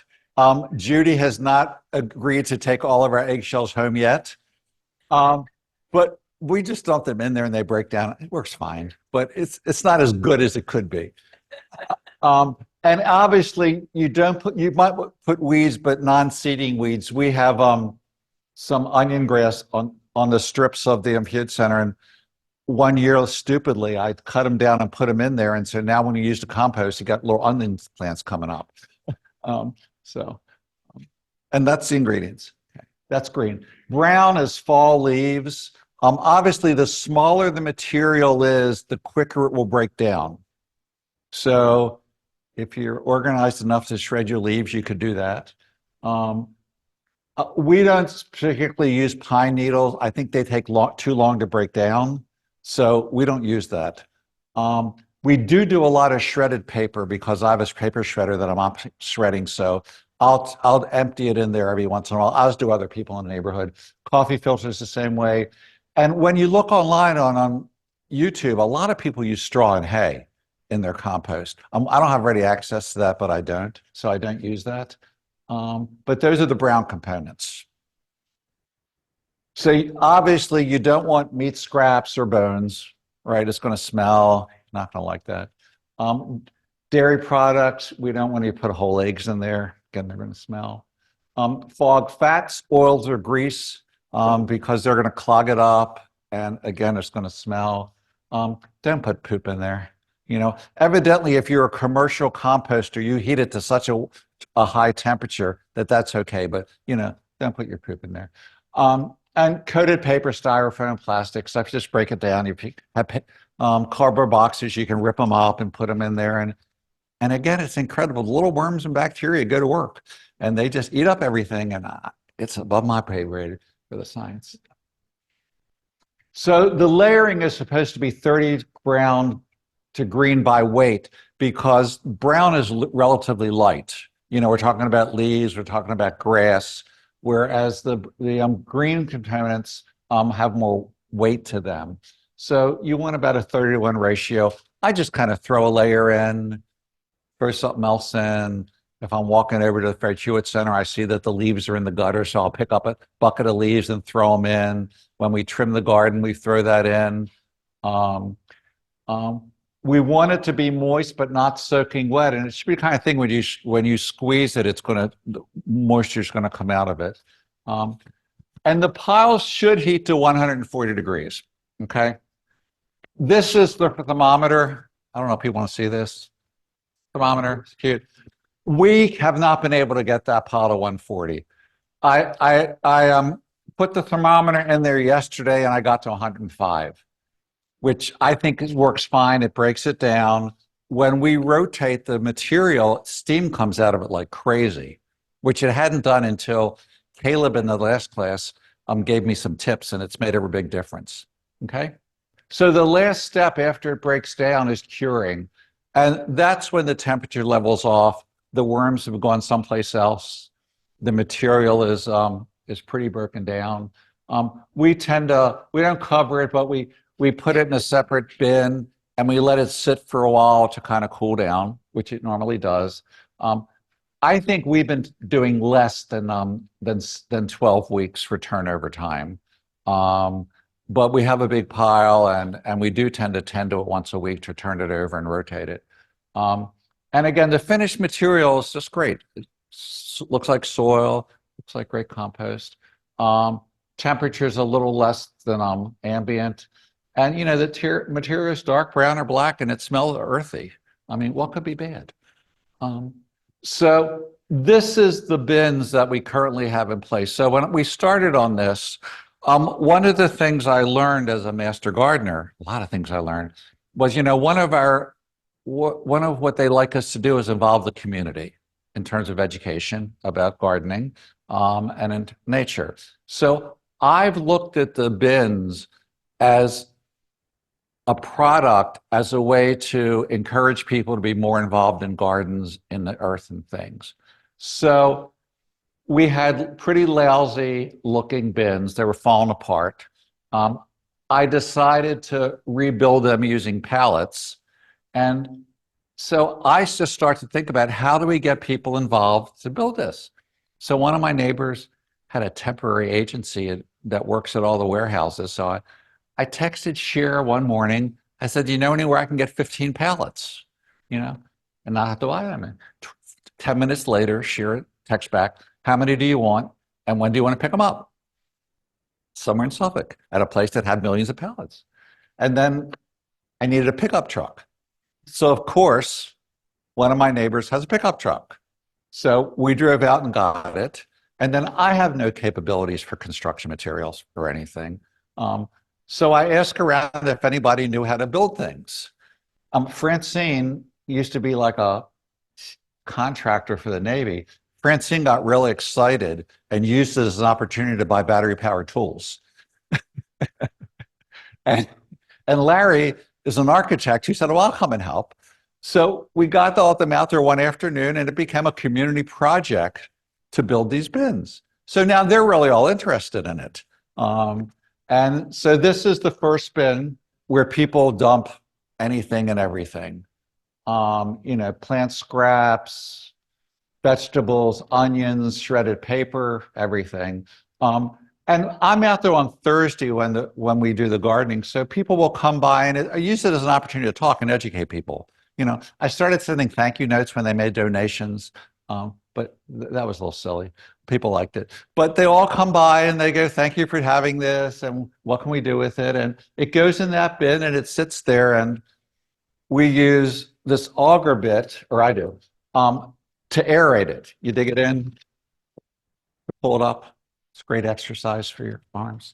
And it aerates it. And the thing that's so amazing to me about this is it'll fill the top of the bin with this material, and like 2 weeks later, it's halfway down. And you look in there and you see your little worms in there and who knows what else. Maggots were big. We had a lot of maggots one time, which is evidently very good for a compost bin. And when they were ate everything, then they disappeared.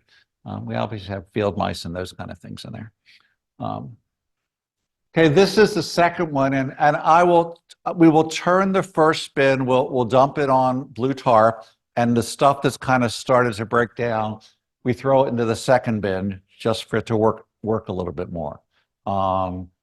And then we can fill up the first bin a little bit. Make sense? This is, again, please. No, I probably do that maybe once every 6 weeks, depending on the spirit moves me. About 3 weeks ago, we did a lot of sifting in the final bin to make final stuff. So final compost. So it gave us more room in this bin is what it did. Okay.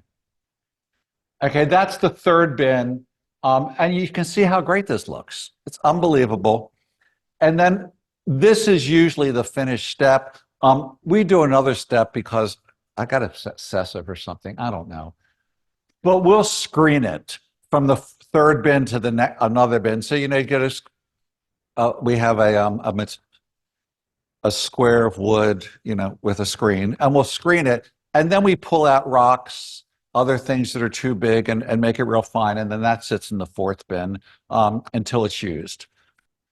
So now we have the real problems of compost. All right, the pile smells bad. We're in a neighborhood. So when I go over there and it smells bad, it's just not a good thing because the neighbors are going to complain. So we're really lucky. And that means that there's too much nitrogen-rich material, so it's getting too wet, and slimy. The solutions are obviously to turn the pile to put more oxygen in it, let the pile dry out, or add more carbon-rich material, leaves and things. We also, at ours, we've got a lot of rosemary plants in the garden. So when mine starts to smell bad, I'll clip a bunch of rosemary and just throw it in there. And it covers up the smell. And I pull the rosemary out because it's not going to break down. Stuff's too big. If stuff's too big, I pull it out of there. Pineapples come out, branches come out. These silly biodegradable plastic bags that people use, which are not they probably biodegrade for takes 20 years or 30 years, so they're not doing me any good. So we pull them out. That's compost problem number one. Number two, the pile will not get hot. And that's been a real problem initially. And some of the problems is that the pile could be too dry. You need moisture to get the chemical reactions started. So it's got to be moist.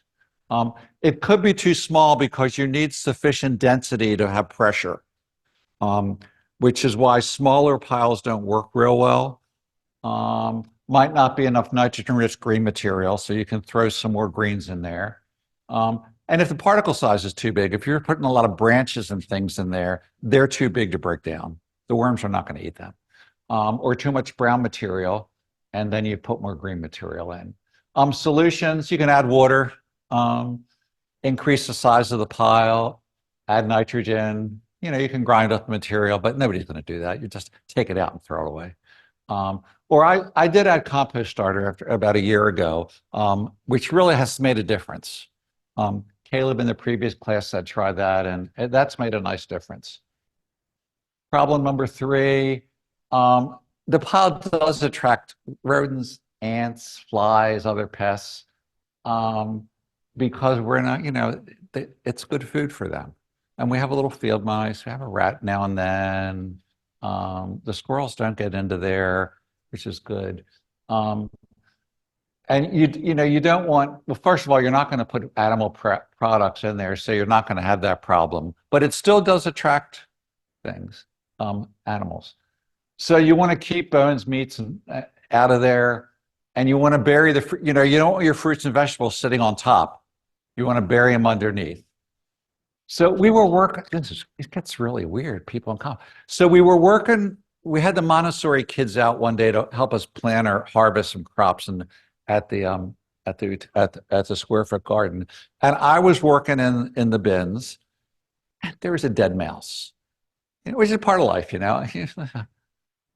I thought this doesn't get any grosser than this. But all the Montessori kids wanted to come over and touch the dead mouse. So we walked around and they thought that was the neatest thing there was.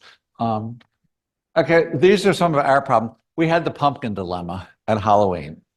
You know, we're located in the middle of Ghent Square, and like 2 days after Halloween, there were like 20 pumpkins lining the fence. You know, which they don't break down if they're not broken up, you know, they're just sitting there.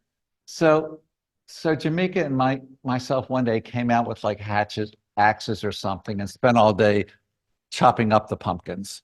And this year I put signs up, please no pumpkins. And the neighbors didn't give me any pumpkins, which was great. There's the banana dilemma that I know you're among the group that everybody has a banana every morning, right? Right. Well, I think everybody in Ghent Square has 2 or 3 bananas every morning. Because you'll go there, and the problem with bananas is they're really moist. So they just get there, and it makes the bin so moist. So you can just add more brown material for that. What else? Okay. So now you all should be composting. So it keeps organic waste out of landfills, which is really a good thing to do. I'm convinced that all our recyclables don't get recycled, and they just, you know, nobody wants this stuff. So recycle your produce and your green, you know, your grass and everything. It really, when you see a good vegetable plot or whatever, a square foot garden with mixed in with a lot of compost, the earth is just beautiful. You know, it's easier to cultivate. You see a lot of great worms in there, which is what you want to see. It improves root yields and root growth and yields because it's providing nutrients, better moisture. At the Hewitt Garden, we get a load of mushroom compost every year, and we work that into all of our beds. And that is our natural fertilizer, so we never have to add any. And it reduces the need for chemical fertilizers. Let's see. That's it. So I need 5 reasons why you would not try composting. All right, give me 5 reasons why you should not try composting. What? Where do you live? You don't have room? Well, you know, some people dig in the ground and just throw some stuff in there and cover it up. They could do that, please. That's a real problem. Does your condo have land around it? Well, maybe you could talk your condo board into letting you get a little container. There's also, you see on Amazon, there's these machines that will compost your kitchen waste. I think it's a lot of money, and I'm not a fan of that. There are also some companies that will pick up your compostable materials. I think it's $10 every time they pick it up, and I'm also not a fan of that. But see if you can get some land. Another reason why it's a private company that gives you like a 5-gallon bucket, and it comes and picks it up. I think they will redeliver compost. But I thought the price was a little weird. I thought it was a high price. It's $39 a month. So there's an option. All right, I need 2 more reasons why you wouldn't compost. Throw it around here. You don't have any plants or anything, do you? Because you're in a condo? You can donate it. You can walk around the neighborhood and throw it into other people's yards. Yeah, pick a tree and just throw it into there. We work it into the soil at the Hewitt Garden. I've also started another vegetable patch in another part of Ghent Square. As steep as it's going, we just work it all the way in. You know, just like, you know, the Hewitt gets a mushroom compost every year. I told you that. We did that, and yeah, but it just becomes part of the soil. I've been adding it to my bags where I'm going to grow potatoes, and that'll be part of that soil. What other questions, please? I think the hotter the better, because it cooks a little better. But you know, you put it where you put it, and if it might take a little bit longer, you know, for it to break down. Please. We don't. I mean, and people buy red wigglers for vermicomposting. We do. Our worms have showed up naturally, as have our our mice and everything. No, the worms just came, but ours are set on the ground, so there's already worms floating around in there, and they migrate up. If you're in a container, and we were talking about that earlier, I suggested people come over to our compost bins and take a bucket of compost, and that has worms in it, you know, or please.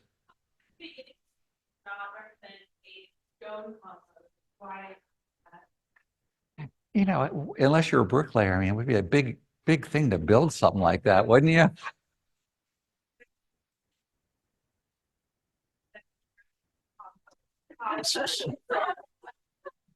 Is it work? Is it work? No, no. It's if it's working, don't worry about it. I think you just need one because then you empty it. Go ahead. One bin. And if you're going to get a rotating one, we had somebody donate 2 huge rotating ones to us, and we couldn't turn it; it was too heavy. So you want something, you know, the stuff gets heavy, so make something easy to turn if you're going to do it. What other questions? So now, who is going to try composting now? You all need to raise your hands because this is on the test. All right, I'd like now 3 things that people learned today. Lock in 3 things that you learned. You're going to be here until we get 3 things. So you could make it up if you want. It's not that. It's not that complicated. That's one. Number 2, 30 to 1. Okay, cool. Is there a 4th thing that somebody learned? Pumpkins don't break down. A 5th thing? It's okay to use the eggshell.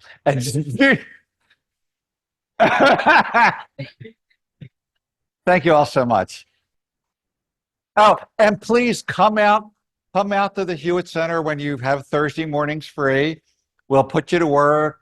We can help you learn about more composting. And again, I hope you try a lot of different experiences in your as you get your 50 hours. Okay. So now that you are ready to go home and start composting and getting your soil ready for spring, we have perhaps for you what will be the best news of our 2 weeks so far. There is no homework for Tuesday's class, except, of course, to check your email now, if you would please, and complete the evaluation before you leave. But, are you doing the chapter review now? No, unless you want to hang around because we are a little early. But remember, don't throw your email away because it also has your link to the chapter review. Next time, we will be back in Rose Garden Hall. Okay. And I remember when I was sitting in your shoes with Mark a couple years ago, when we got to a no homework week, we were like, thank you. But there are some weeks not too far down the road where there are multiple chapters for a week. So feel free, if you're one of those folks who likes to go at a slow and steady pace, feel free to look ahead and read ahead a little bit if you feel like that would be useful to you. So again, Rose Garden Hall on Tuesday. Please do your eval and your chapter review and enjoy your, as I used to say back when I was teaching, enjoy your no homework night. All right. Any questions? Yes, ma'am. The 21st of, the Pretlow series. Yes. That will be our own Kate Melhewish talking about houseplants. Yes. So here's what you may want to do. You may want to go ahead and record the hours, but know that those go in as education hours, and you don't get more education hours right now because this year your class is 50 education hours. But, and you guys correct me if I'm wrong, if you enter it and your travel time, when Barb counts up your cumulative hours, it will count towards your cumulative hours. Does that make sense? Because remember, you're right now you are trainees. And so your whole life is about getting that first 50-hour educational component. Then you'll switch to interns where you're working on getting your 50 hours under instruction. But all the other stuff that you might do off to the sides, you definitely want to be entering because, yes, Susan's reminding me, you get these nifty little pins for your lanyard as you start racking up 250, 500, 1,000, etc. So that's what, when we talk about lifetime hours, we're talking about that. Okay. But yeah, the Pretlow series are great and they're great fun. And hopefully you'll catch houseplants this month, and next month you can come talk potatoes with me. Mostly sweet potatoes, but yeah, potatoes in bags. Any other questions? Yes, ma'am. You don't have to be necessarily with a mentor, although most of your mentors will start reaching out to you to say, hey, I'm going to go work at, I don't know, seed packing. Do you want to come with me? Whatever. You do have to have a master gardener with you though. Okay, until you get your 50 hours. And then at that point, you're off on your own, right? Never on your own with a bunch of other people. You have a year to get them right. And if you find a project that my best advice for that is as you're sampling projects, when you find those couple that really speak to you, even while you're still sampling other things, you're probably going to keep doing those. So, one of the first things I did when I was in your shoes was work in the potager garden, and I loved it. And I started going every single week on Wednesday or Friday mornings, sometimes both during the summer when we weren't doing class. And those hours really rack up fast if you find something you love that fits your schedule, right? So don't stress about hours right now. Because as the projects start getting active, you will find your people and your projects. Yes, ma'am. No, not yet. Okay. But remember, the plant sale is coming up as well. And the plant sale, again, for me as a trainee, I think I got maybe 10 or 12 hours just over the couple days of the plant sale by being at the plant sale, helping sell plants. So those are easy hours to accumulate. And that's a great project for you to be able to meet loads of other master gardeners at the same time. Yes. Any other questions, comments? Okay, well, we'll be back there if you need us. And otherwise, have a great day. Enjoy this beautiful sun.